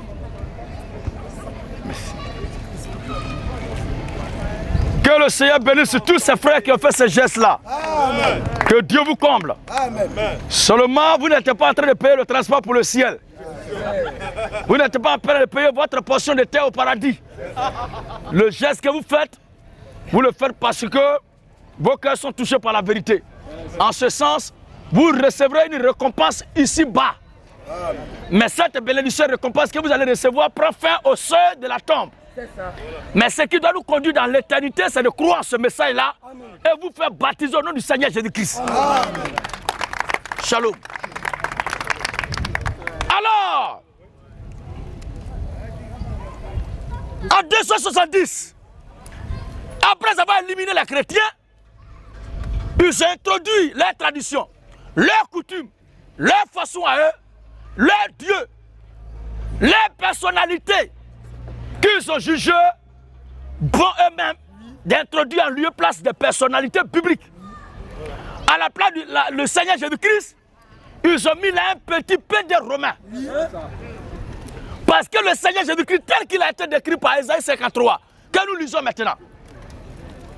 Ésaïe 53, on va voir le portrait robot fait par l'Esprit du Seigneur à travers Ésaïe, le prophète, concernant le Seigneur Jésus-Christ. Ésaïe 53, 1. Est-ce que cela ressemble à ce Jésus romain qu'on nous présente? Vas-y frère. Qui a cru? Qui a cru? À ce qui nous était annoncé. Est-ce que nous était annoncé? Oui, nous a été annoncé. Nous était annoncé. Oui. Qui a reconnu le bras de l'Éternel? Qui a reconnu le bras de l'Éternel? Il s'est levé devant lui. Il s'est levé devant lui. Comme une faible plante. Comme une faible plante. Comme un rejeton. Comme un rejeton. Qui sort d'une tête desséchée. Qui sort d'une tête desséchée. Il n'avait ni beauté. Il n'avait ni beauté. Ni éclat. On dit un rejeton qui sort d'une terre desséchée. Vous voyez un peu les herbes qui poussent pendant les saisons sèches. Quel est leur aspect? C'est comme ça le Seigneur Jésus était. Vas-y. Il n'avait ni beauté. Il n'avait pas quoi? Ni beauté. Les posters géants que vous voyez d'un certain Jésus qui a sacré cœur comme ça là. Est-ce que c'est son portrait qui est là? Avec les lèvres roses. Et maintenant, tous les petits d'Abidjan veulent rendre leurs lèvres roses. Il y a vu la dernière fois sur les réseaux sociaux un qui a mis un truc pour grossir ces deux femmes-là. Il pensait que c'était pour rendre les lèvres roses. Et c'est devenu comme ça. Ça fait pitié. On dirait le cul d'un babouin hémorroïdaire.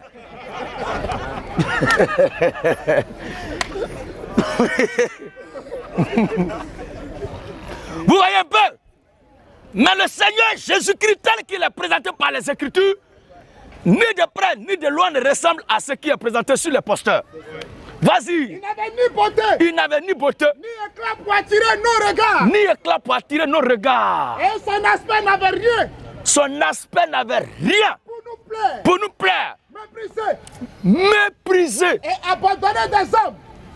Abandonné, on dit, il a été abandonné des hommes. Il est méprisé. Vous avez une fois vu le visage de quelqu'un être jovial, alors qu'il est méprisé, il est rejeté de tous. Continue encore. Méprisé. Méprisé. Abandonné des hommes. Insultant. Homme de douleur. Homme de... Est-ce que vous pouvez être heureux dans la douleur, dans la souffrance? Homme de douleur. Et habitué à la souffrance. Habitué à la souffrance. Semblable à celui. Semblable à celui. Dont on détourne le regard. C'est-à-dire, il ne représente rien qui pourrait attirer nos regards. En quelque sorte, un niafou niafou. Niafou niafou. Un personnage niafou niafou. Voilà. Quelqu'un de vulgaire, il ne représentait rien. C'est ce type-là que les Romains ont récupéré, ils l'ont enlevé. Et puis eux, ils ont placé leur frère, le jumeau de Dawson Gaban, pour le mettre là-bas, comme étant celui qui devait être le successeur du Seigneur Jésus. Alléluia. D'accord, envoyez. Je vais mettre au juste. Ça sur l'autre côté. Ça ne ferait que relancer les hostilités, lui donner, lui conférer encore davantage un cachet d'envergure. Cela mérite modestement l'applaudissement. Ça va déranger encore plus. Non, c'est voilà, voilà. Voilà, c'est bon.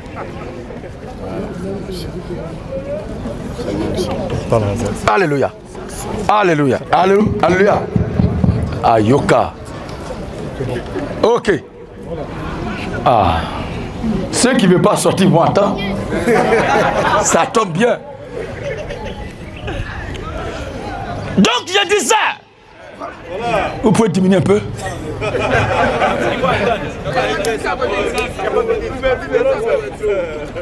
Donc je disais que le Seigneur Jésus, tel qu'il est présenté aujourd'hui par l'Église catholique romaine, n'a rien à voir de près ni de loin de ce que la Bible nous dit comme ce qu'est Jésus. Les Romains, après avoir tué les chrétiens, les avoir assassinés, ont remplacé toutes les personnalités publiques par leurs propres frères romains. Le Seigneur Jésus-Christ a été remplacé par un homosexuel romain. Qu'on nous présente aujourd'hui le pasteur qui est beau, les lèvres roses, avec les cheveux bien poignés et qui a une jolie couronne. Et ses yeux sont blancs. C'est un petit pédé romain. Marie, notre sœur, qui reconnaît qu'elle est pécheresse, qu'elle a péché, a été remplacée par une sorcière romaine qu'on nous fait croire qu'elle est sans péché. Lisez un peu le livre de Luc chapitre 2.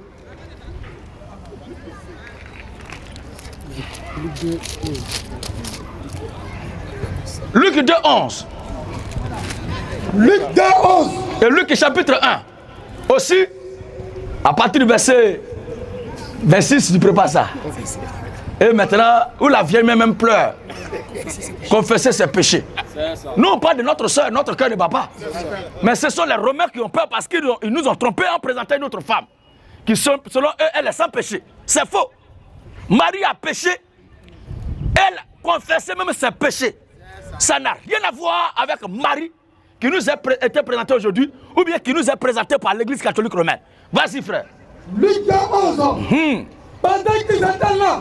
Pendant qu'ils étaient là, Le temps où Marie devait accoucher arriva. le temps où Marie devait accoucher arriva. Elle enfanta son fils premier-né. Quand la Bible dit premier-né, ça veut dire quoi? Il y a un deuxième, il y a un troisième, il y a un quatrième. elle a été remplacée par une Marie, une sorcière romaine, qui a pour fils unique Jésus. Le voyou romain qu'ils ont fabriqué là.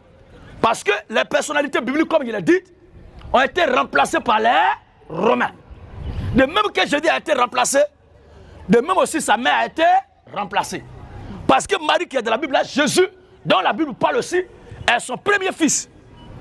Quand la Bible dit fils premier-né, lisez un peu le livre de 1 Chronique. 1 Chronique, et on va voir, quand on dit premier-né, c'est qu'il y a un second, il y a un troisième, il y a un quatrième. Vas-y. 1 Chronique 2:12. Oui. Boaz. Engendra Obed. Obed. Engendra Isaïe. Engendra Isaïe. Isaïe. Engendra Eliab. Et qu'est-ce qui va se passer? Son premier-né. Eliab, son premier-né. Le temps où Marie devait enfanter arriva. Elle enfantait son fils premier-né. Elle enfantait son fils premier-né. Isaïe. Isaïe. Engendra Eliab, son premier-né. Voici le premier-né là. Isaïe engendra Eliab, son premier-né. Abinadab. Abinadab. Le second. Chiméa. Le troisième. Nathanaël. C'est bon frère. Donc quand il y a un premier-né, c'est qu'il y a un second. Jean 3,16 dit quoi? Car Dieu a tant aimé le monde. A tant aimé le monde. Il a donné son fils unique. Donc Jésus, fils unique de Dieu, est différent de Jésus, premier-né de Marie. Ne confondons pas les deux. Si Jésus est fils unique de Dieu et qu'il est premier-né de Marie, cela doit nous pousser à réfléchir. Il est fils unique de Dieu en ce sens que c'est Dieu lui-même qui a pris un corps. Parce qu'il n'y a pas un deuxième Dieu. Il est premier-né de Marie en ce sens que après lui, Marie a eu d'autres enfants. Maintenant, Marie confesse ses péchés. Luc 1,46. Oui. Et Marie dit, mon âme exalte le Seigneur. Mon âme exalte le Seigneur. Et mon esprit se réjouit en Dieu mon sauveur.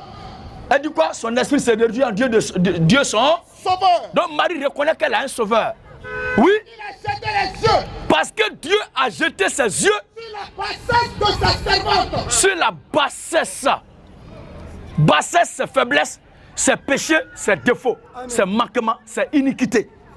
Mais aux catholiques, il y a une Marie là-bas qui est immaculée conception. Elle est née, elle a vécu, elle est morte sans péché. C'est une sorcière. Elle n'a rien à voir avec Marie dont la Bible parle.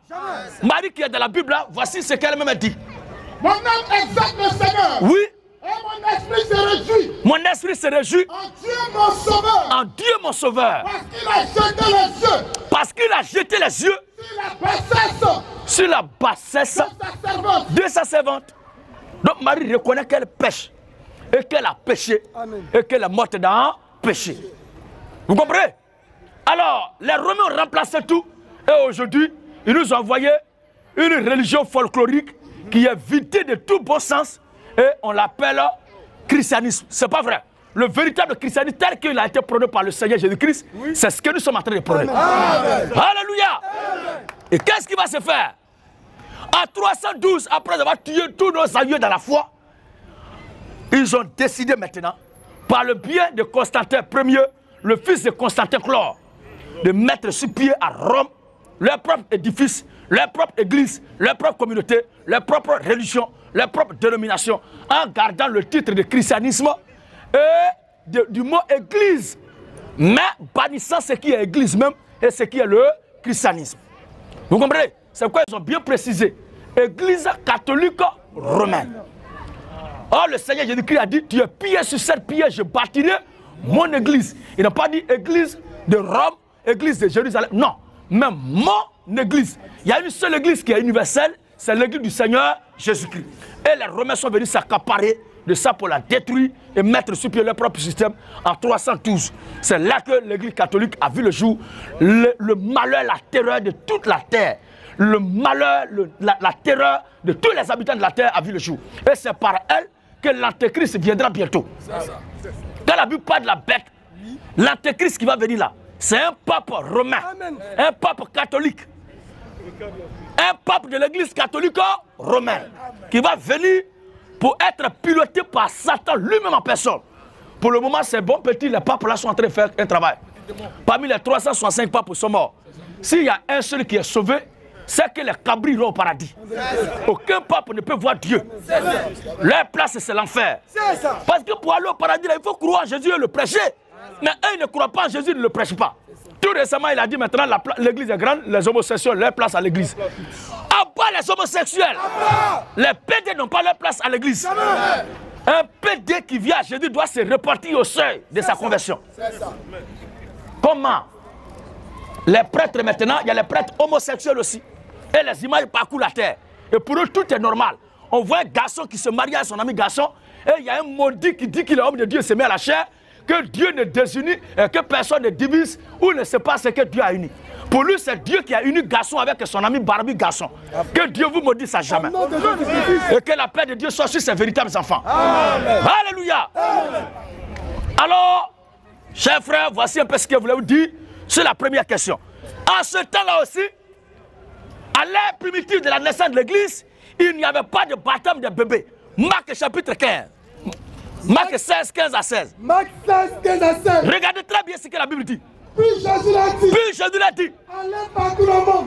Allez partout le monde entier. Prêchez la bonne nouvelle. Prêchez la bonne nouvelle à toute la création. Prêchez la bonne nouvelle à toute la création. Celui qui croira. Celui qui croira. Et qui sera baptisé. Et qui va être baptisé.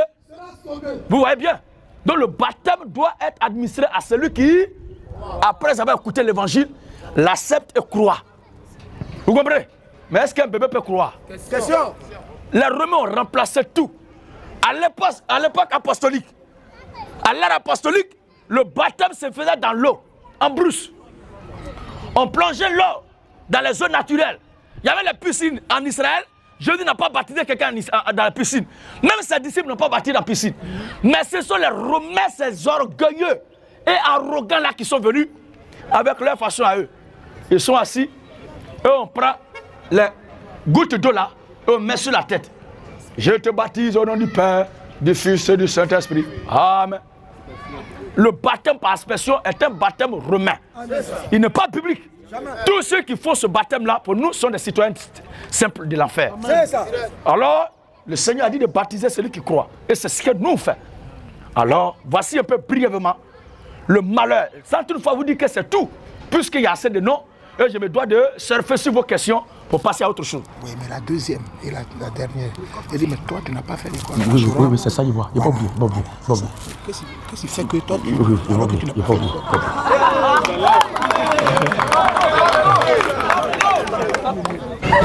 Oui, c'est ça, le cordon, oui, c'est vrai. Oui, vous voyez.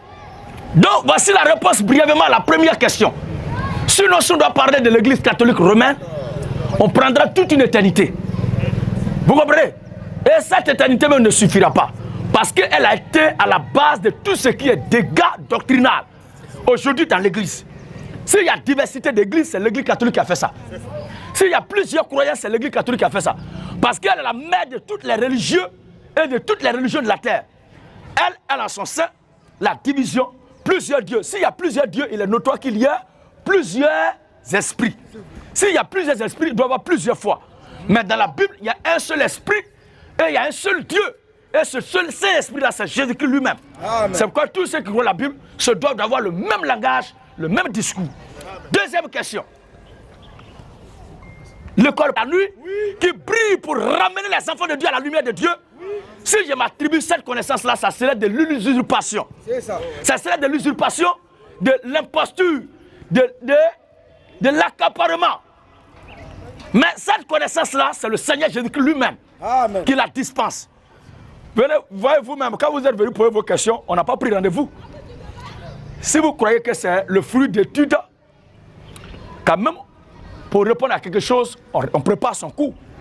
Et on s'attend à ça. On doit fouiller d'abord dans les documents pour vous répondre. Mais telle que la chose se passe là, Luc 21, ou bien Luc 20 à partir du verset 1. Regardez vous-même. Luc 20, verset 1. Verset 11 à 12. Verset 11 à 12. Oui, oui. Il envoyait encore un autre serviteur. Regardez très bien. C'est le Seigneur qui fait quoi? Il envoya encore un autre serviteur. Pour lui dire quoi? Il est bâti. Il le bâtit. L'outragère. Et le renvoyait à vide. Il envoyait encore. Donc, retenez par ce passage-là qu'il y a des gens qui sont envoyés, mais il y a un envoyeur. Et celui qui envoie là, il dit toujours quelque chose à celui qui l'envoie. Où vous êtes là, si moi je veux que... Si vous êtes mon père par exemple, et vous voulez que je parte faire une course de mon plateau, il y a besoin de faire quoi pour ça? Est-ce qu'il y a besoin d'étudier pour ça? Vous me dites simplement, mon enfant, demain, va au plateau pour faire telle chose, telle chose, telle chose, telle chose. Vous comprenez?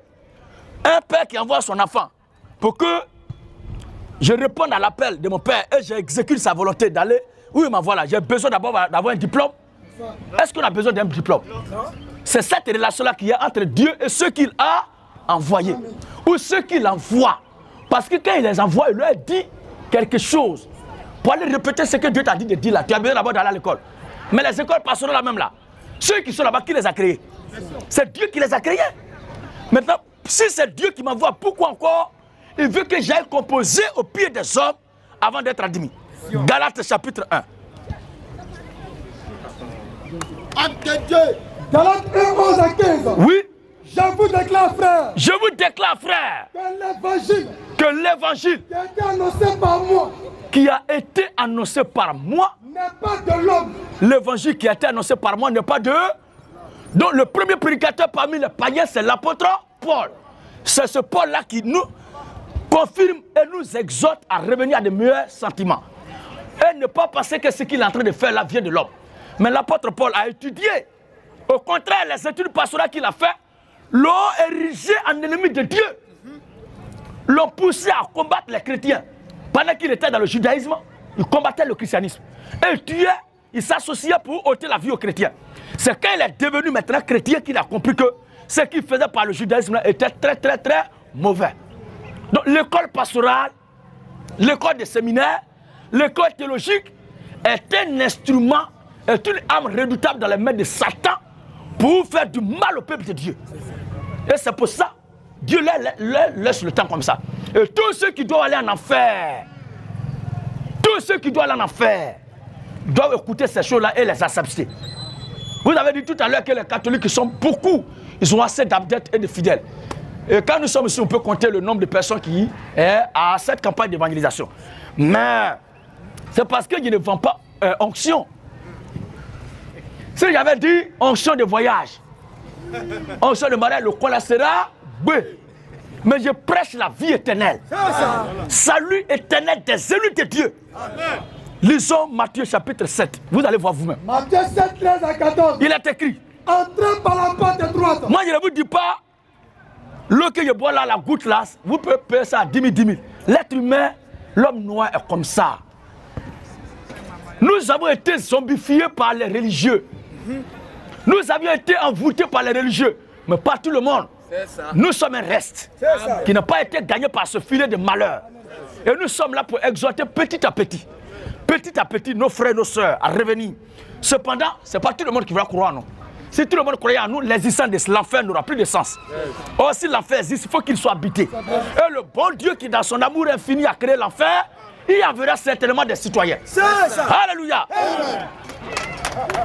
Entrez par la porte étroite. Entrez par la porte étroite. Car large est la porte. Si je vous prêchais le mensonge, les gens allaient sortir parce que si j'envoie mes gars pour faire communiquer, ou les frères qui nous reçoivent ici là, pour leur donner au moins 20 livres d'huile du Nord, pour dire que cette nuit, j'ai fait une vision où le Seigneur m'a donné une huile qui est descendue du ciel. Que tous ceux qui ont le blocage, qui ont le lien de célibat, qui veulent se marier, tu veux te marier? Tu veux voyager? Tu veux avoir un compte bancaire? Tes business doivent prospérer? Le coin là sera B. Mettez-vous même entre nous. Déposez ici une viande, un animal vivant qui se promène et un animal mort dont le cadavre déjà est atteint par la putréfaction, qui commence déjà à pourrir.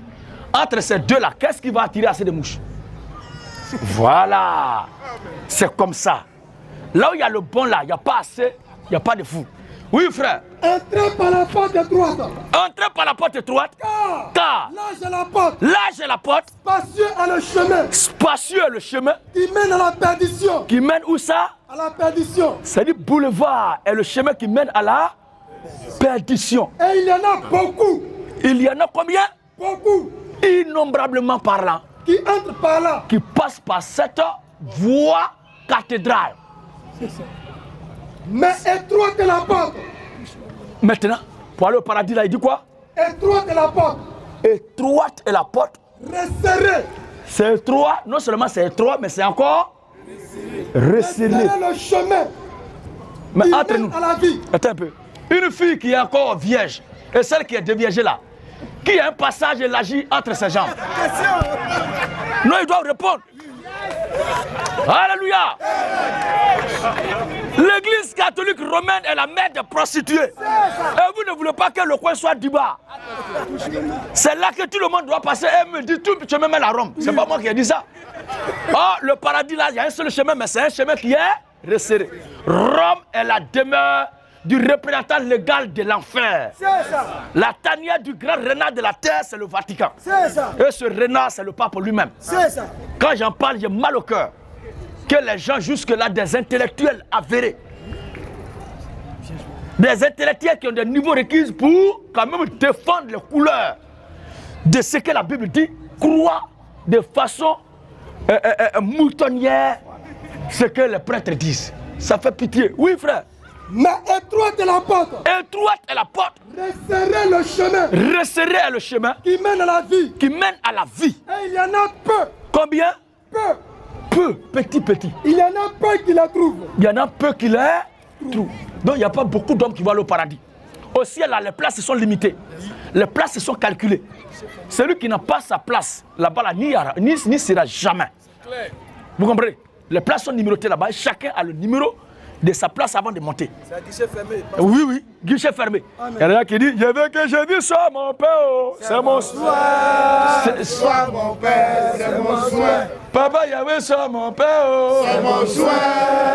Sois mon père, c'est mon souhait. Le Dieu d'Abou, soit mon père. C'est mon souhait. Sois mon père, c'est mon souhait. Ma vie fait pitié, soit mon père. C'est mon souhait. Sois mon père, c'est mon souhait. Voici un responsable de famille qui chante de telles bêtises. C'est-à-dire que lui, jusque-là, sa mère ne lui a pas encore dit qui est son père. Tu es un bâtard. Alléluia. Nous ne sommes pas là pour dire...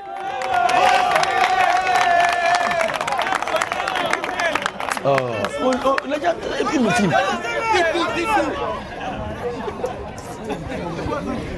regardez un peu quelque chose. Ce qu'il faut retenir, c'est que nous sommes prédestinés à être enfants de Dieu. Amen. Et que chaque semence de Dieu doit retourner à Dieu, qu'on le veut ou pas. Et c'est Dieu lui-même qui s'en charge. Alors, les gens qui prient, qui veulent que Dieu soit leur père, ça veut dire qu'ils sont convaincus que Dieu n'est pas leur père. C'est ça. Nous, on n'a pas besoin de prier pour devenir enfant de Dieu. Il y a des gens qui prient.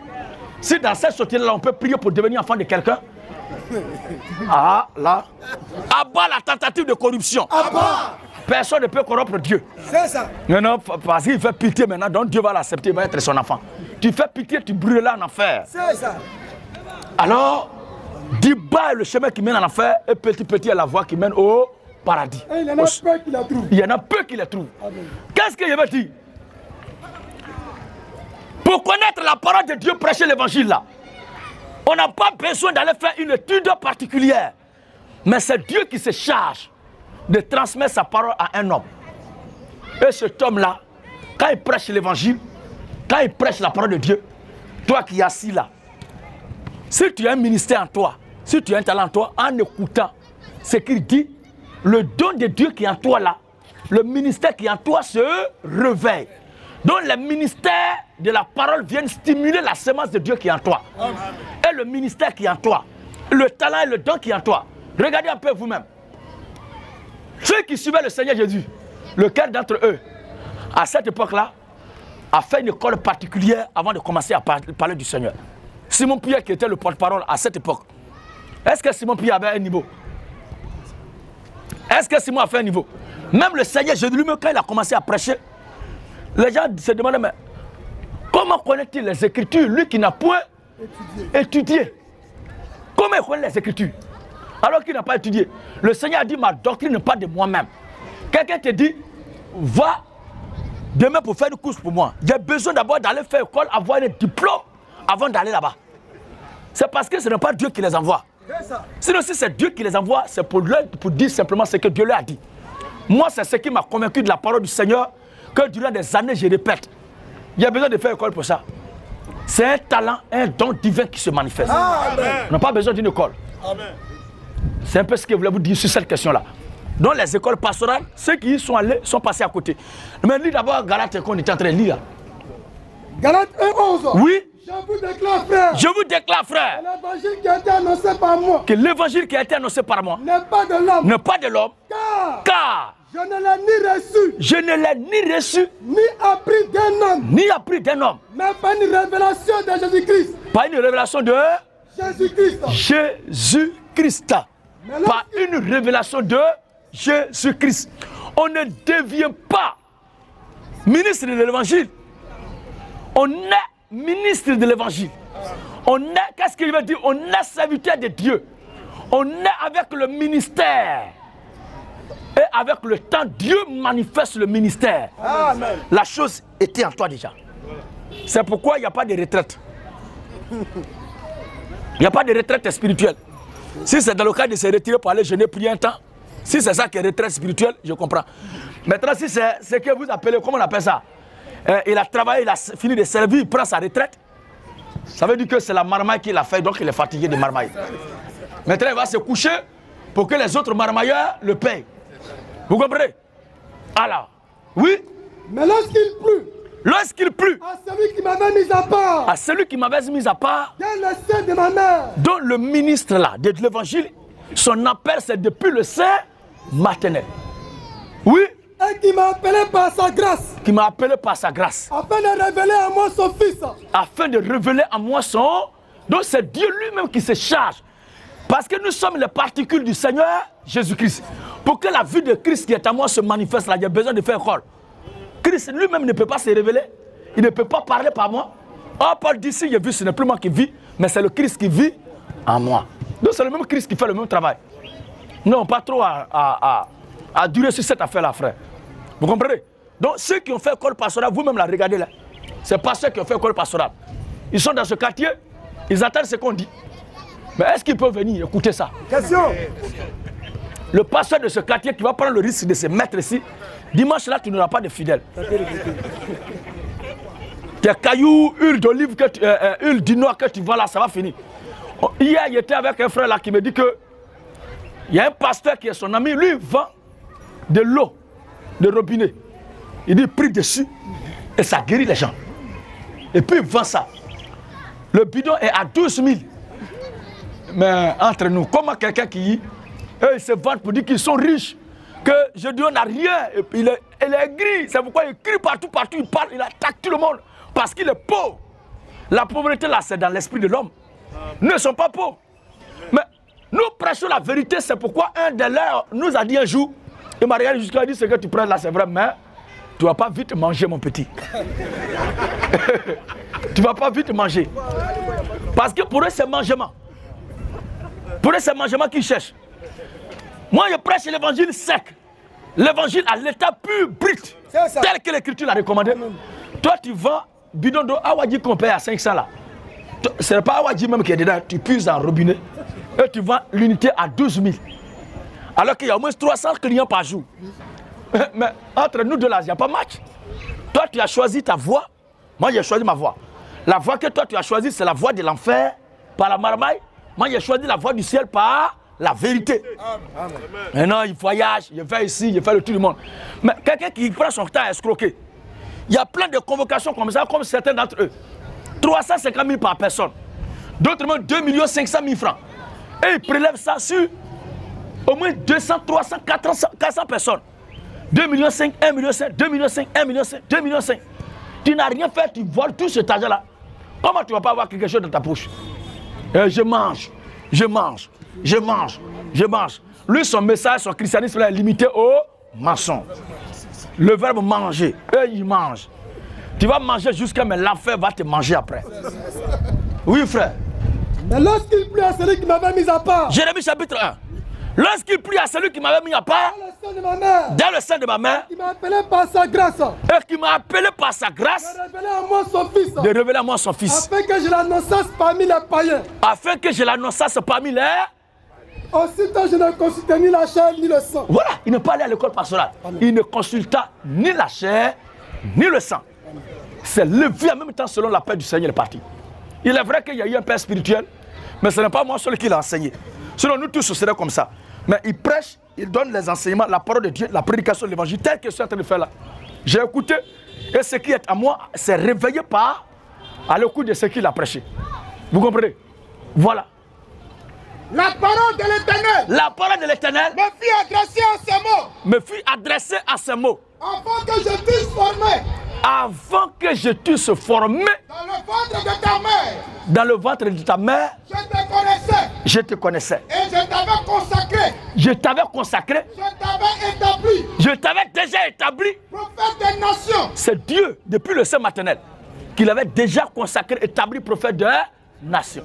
Et quand l'heure sonne, on s'en va pour parler du Seigneur. Donc on n'a pas besoin de faire école pastorale. Abat les écoles pastorales.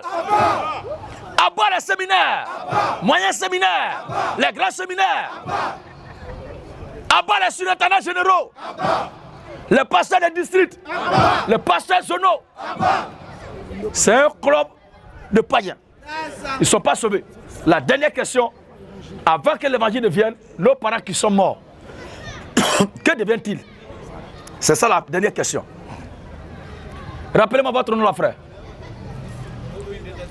Pardon? Oussou. Voilà. Où nous sommes là.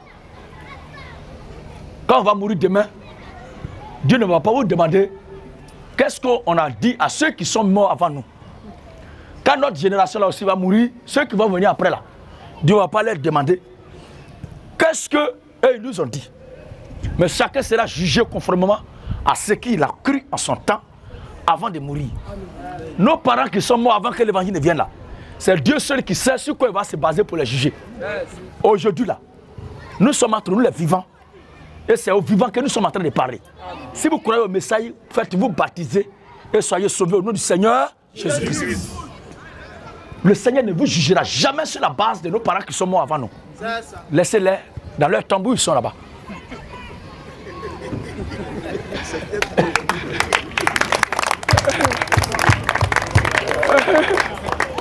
Ok. Je ne vais pas poser cette question puisque dans l'interview, grâce à toi, j'ai payé le journal. Oui. Moi, il n'est pas les journaux. Ok. Il y a eu une réponse là-dedans. Ok. Donc ça corrobore. Ok. Merci. Merci, frère. Encore à nouveau. Ok. Ouais. Le frère qui vient de quitter la scène a posé sa question en 3 volets. Hein? Oui, oui. Bon, j'étais très loin d'imaginer que l'homme de Dieu puisse mémoriser, n'est-ce pas, les 3 volets de la question. Preuve qu'il a une mémoire d'éléphant. Bon, il ne peut en être autrement. Puisque c'est ça la qualité d'un homme véritable de Dieu. Ouais. Et j'aimerais que vous vous associez à moi, frères et sœurs, pour remercier Dieu, le ministère, mais d'abord Dieu, voilà, pour avoir permis ça, mais pour remercier surtout le ministère Robert Lagodio et son équipe et à sa tête, notre frère, serviteur de Dieu, Gédéon de la Tétouva. Amen. Amen. Est-ce que vous avez été bénis? Est-ce que vous avez été bénis? On ne vous entend pas, moi j'ai été béni. Amen. Est-ce que vous avez été bénis? On ne vous entend pas. Vous avez été bénis? Vous voulez le revoir encore ici? On ne vous entend pas. Moi je vais le revoir même encore demain. Vous voulez encore le revoir? Amen. Bien aimé, que Dieu vous bénisse. Que Dieu vous bénisse. Pour être venu ici, c'est parce que vous avez eu confiance en nous. Amen. Ça nous honore. La promesse que nous vous faisons, c'est que toutes les fois que vous manifesterez le besoin, selon l'orientation de Dieu, de venir ici, nous vous Amen. Ici, c'est un quartier général de votre ministère. Toutes les fois que vous aurez besoin de ça, dites-nous comment. on va écouter. Que Dieu vous bénisse. Que Dieu vous bénisse et qu'il vous bénisse encore. Amen.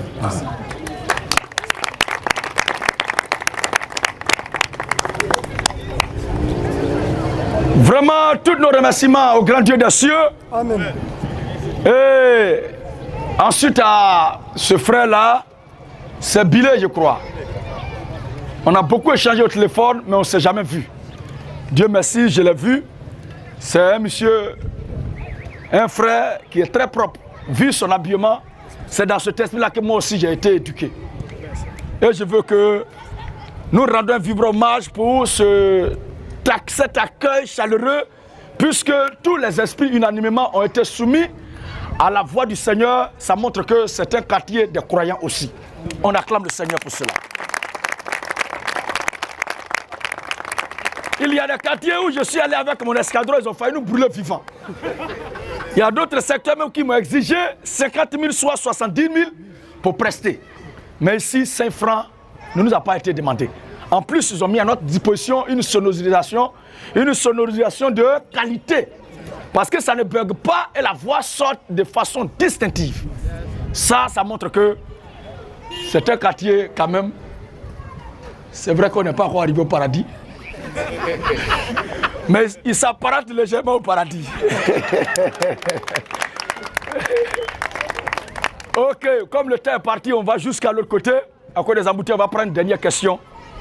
Puisque ici maintenant, chez nous, nous reviendrons à chaque fois.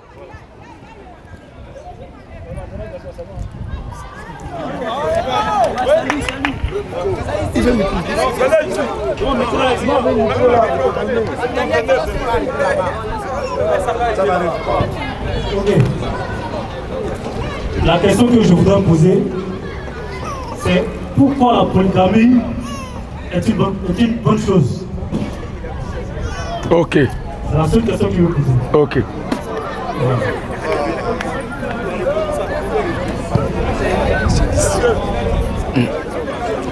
La question est une question d'actualité. Aussi longtemps qu'un mal demeure, il faut toujours lutter pour l'éradiquer. Nous travaillerons selon que le Seigneur nous donne la force et les moyens d'imposer à tous ceux-là qui sont amoureux de la vérité, de leur imposer ce pas de rythme de danse concernant l'évangile. La polygamie est beaucoup bannie par les religieux, pas par l'Afrique. Parce que l'Africain, lui-même là, est un homme polygame. Et l'Africain est né de la polygamie. Parce que nos aïeux, nos parents, prenaient beaucoup de femmes sans que cela ne devienne un péché.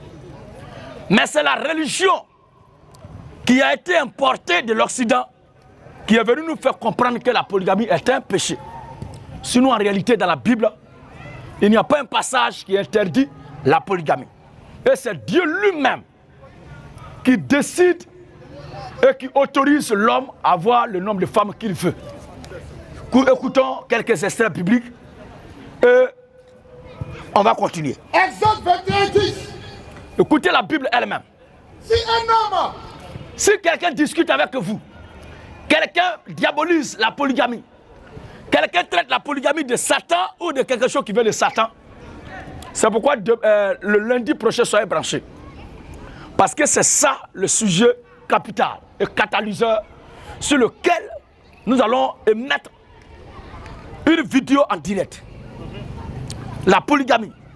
Il y a eu un pasteur qui est venu avec tout son arsenal, ses fidèles, pour combattre la polygamie. Si quelqu'un discute avec vous, demandez-lui de façon claire et nette de vous montrer un passage de la Bible qui dit le contraire de celui-ci. Si un homme prend une autre femme, il ne retracera rien. C'est un décret divin. C'est la loi de Dieu. C'est Dieu qui ordonne et il donne ça à son peuple. Si un homme prend une autre femme, il ne retracera rien. Il ne retranchera rien pour la première, à la nourriture, aux vêtements et au droit conjugal. C'est Dieu qui l'a dit. Et nous appuyons sur la loi de Dieu pour parler. Il y a certains qui disent que ça là, ça veut dire si. Mais il y a un passage où Dieu lui-même a donné assez de femmes à un homme. Et cet homme-là allait chercher la femme de son semblable. Et elle a tué son prochain en prenant sa femme. Le Seigneur a dit, si ces femmes-là n'étaient pas beaucoup, il fallait me parler, fallait passer la commande encore, j'allais commenter. Mais tu as commis un péché. Parce que la loi de Dieu dit, tu ne commettras point d'adultère, tu ne voleras, tu ne tueras point. Mais il n'y a pas de loi qui dit, tu ne prendras pas deux femmes. Mais au contraire, il dit, si tu prends notre femme, tu ne retracheras rien pour la première à l'adultère, au vêtement et au droit conjugal. Maintenant, la Bible dit quoi? Yes. Et Nathan dit à David, 2 Samuel 12, 7 à 8. 2 Samuel 12, 7 à 8. Et Nathan dit à David, Nathan dit à David, tu es cet homme-là. parce qu'il est venu faire un discours en parabole, en disant qu'il y a un homme qui avait plusieurs brebis, tout cela, ton troupeau était garni. Mais il a laissé tous ces brebis et troupeaux là de côté. Et il y avait un homme de passage, il a pris ce dernier-là, il l'a tué et il a pris sa unique brebis qu'il avait. David est fâché. David dit, cet homme-là mérite la mort. Donne-moi maintenant son nom. Et Nathan dit à David. Et Nathan dit à David. Et Nathan dit à David. Tu es cet homme-là. Tu es cet homme-là. Ainsi parle l'Éternel. Ainsi parle l'Éternel. Le Dieu d'Israël. Je t'ai oint pour roi. Je t'ai oint pour roi. Sur Israël. Sur Israël. Je t'ai délivré de la main de Saül. Je t'ai délivré de la main de Saül. Je t'ai mis en possession. Je t'ai mis en possession. De la maison de ton maître. De la maison de ton maître. J'ai placé dans ton sein. Dieu dit que c'est lui-même qui a placé dans le sein de David. Les femmes de ton maître. Les femmes de ton maître. De ton maître. Et si cela eût été peu. Si la polygamie était un péché, Dieu n'allait pas lui donner son héritage. Vous comprenez, frère? Ce sont les pasteurs des églises qui parlent comme ça. Parce que, qu'est-ce qu'ils veulent faire? Quand ils voient les jolies filles qui viennent à l'église là, ils ne veulent pas qu'elles se marient. Puis eux, ils vont passer dans le noir pour les limer. Mais ils sont dangereux. Dis tout. Alléluia. Si vous avez un ami, si l'État de Côte d'Ivoire pouvait prendre un décret, hein, dans le corps médical, pour que chaque personne qui vient pour faire curettage, chaque femme qui vient faire curettage, doit décliner son identité spirituelle, sa croyance, vous allez constater que sur les 100% d'avortements par mois, les femmes de l'église, des églises là, occupent au moins 99%. Mais c'est leur travail. Chaque jour, ça sort sur les journaux. C'est alors police qui est champion dans ça, qui nous publie ça toujours. Un pasteur qui prêche que l'homme ne peut pas avoir plusieurs femmes. Lui-même, il enseigne au moins 3 filles à la fois. Et ces 3 filles-là, une c'est enfant fait avortement, l'autre aussi, et la dernière, elle dit c'est blanc, je ne veux pas avortement. Le pasteur s'est gâté sur lui dans le pain. Et qu'est-ce qui va se passer? En plein culte, il a parlé jusqu'à il dit, j'ai compris. Mais tu m'as enceinté là. Comment moi je vais faire? Parce qu'il a prié Dieu jusqu'à pour quitter le célibat. Tu m'as dit de patienter, maintenant tu m'as enceinté, il fait quoi? Les gens se regardent. Elle blasphème bien quoi? Il dit oui. Et il a commis le malheur d'accepter de faire le cadet à son... de faire le cadet de l'enfant. Il a fait le cadet de l'enfant. Et les gens n'ont pas pris ça au sérieux. Les anciens l'ont étouffé. C'est pas grave. C'est dans ça jusqu'à un accouchement arrivé. Elle a accouché d'un beau gosse. Le vendu. La fille, puisque les femmes sont quand même savamment diaboliques, mais elles sont aussi bien inspirées. Elle a blagué pour avoir le papier pour établir l'extrait de naissance de l'enfant. Quand ça a été établi avec le nom du voyou dessus là, elle est venue à ça. Second round, c'est là que le gars a pris KO. Il dit, mais c'est lui-même qui a signé le papier là, voilà son nom, l'extrait qu'il a donné, tout cela, c'est son enfant qui est là. L'autre qui a fait avortement l'a dit, ah, donc tu acceptes grossesse. Et puis simplement tu gâtes. L'autre aussi se lève. Et l'église est devenue un champ de bataille. Les fidèles se sont levés pour casser les fauteuils. C'est gâté. Si tu avais prêché très tôt la vérité de Dieu que nous prêchons là, tu allais prendre cette dernière. Parce qu'il y a des gens qui ont marié femme de galère. Ils ont marié femme de galère. Aujourd'hui, quand ils les voient, et puis ils voient les femmes électroniques actuelles, on dirait Mami Wata, et puis l'autre, on dirait une villageoise. Donc quand il a lâché en train de presser, et puis ces filles-là dansent, ils voient plus clair. Eh, ça y est.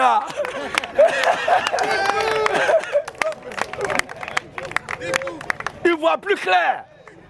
Et son cœur maintenant est traumatisé. Son cœur est troublé. Qu'est-ce qu'il va faire? Il a dit qu'il ne peut pas laisser l'autre femme là. Il a aussi prêché qu'on ne peut pas prendre deux femmes. Alors, il va passer dans le noir comme un sous-marin russe pour bombarder les filles dans l'église. Pour les bombarder. Pour les bombarder.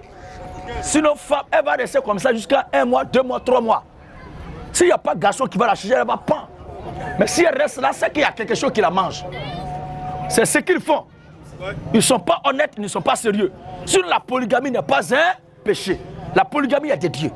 Que le Seigneur vous bénisse. Amen.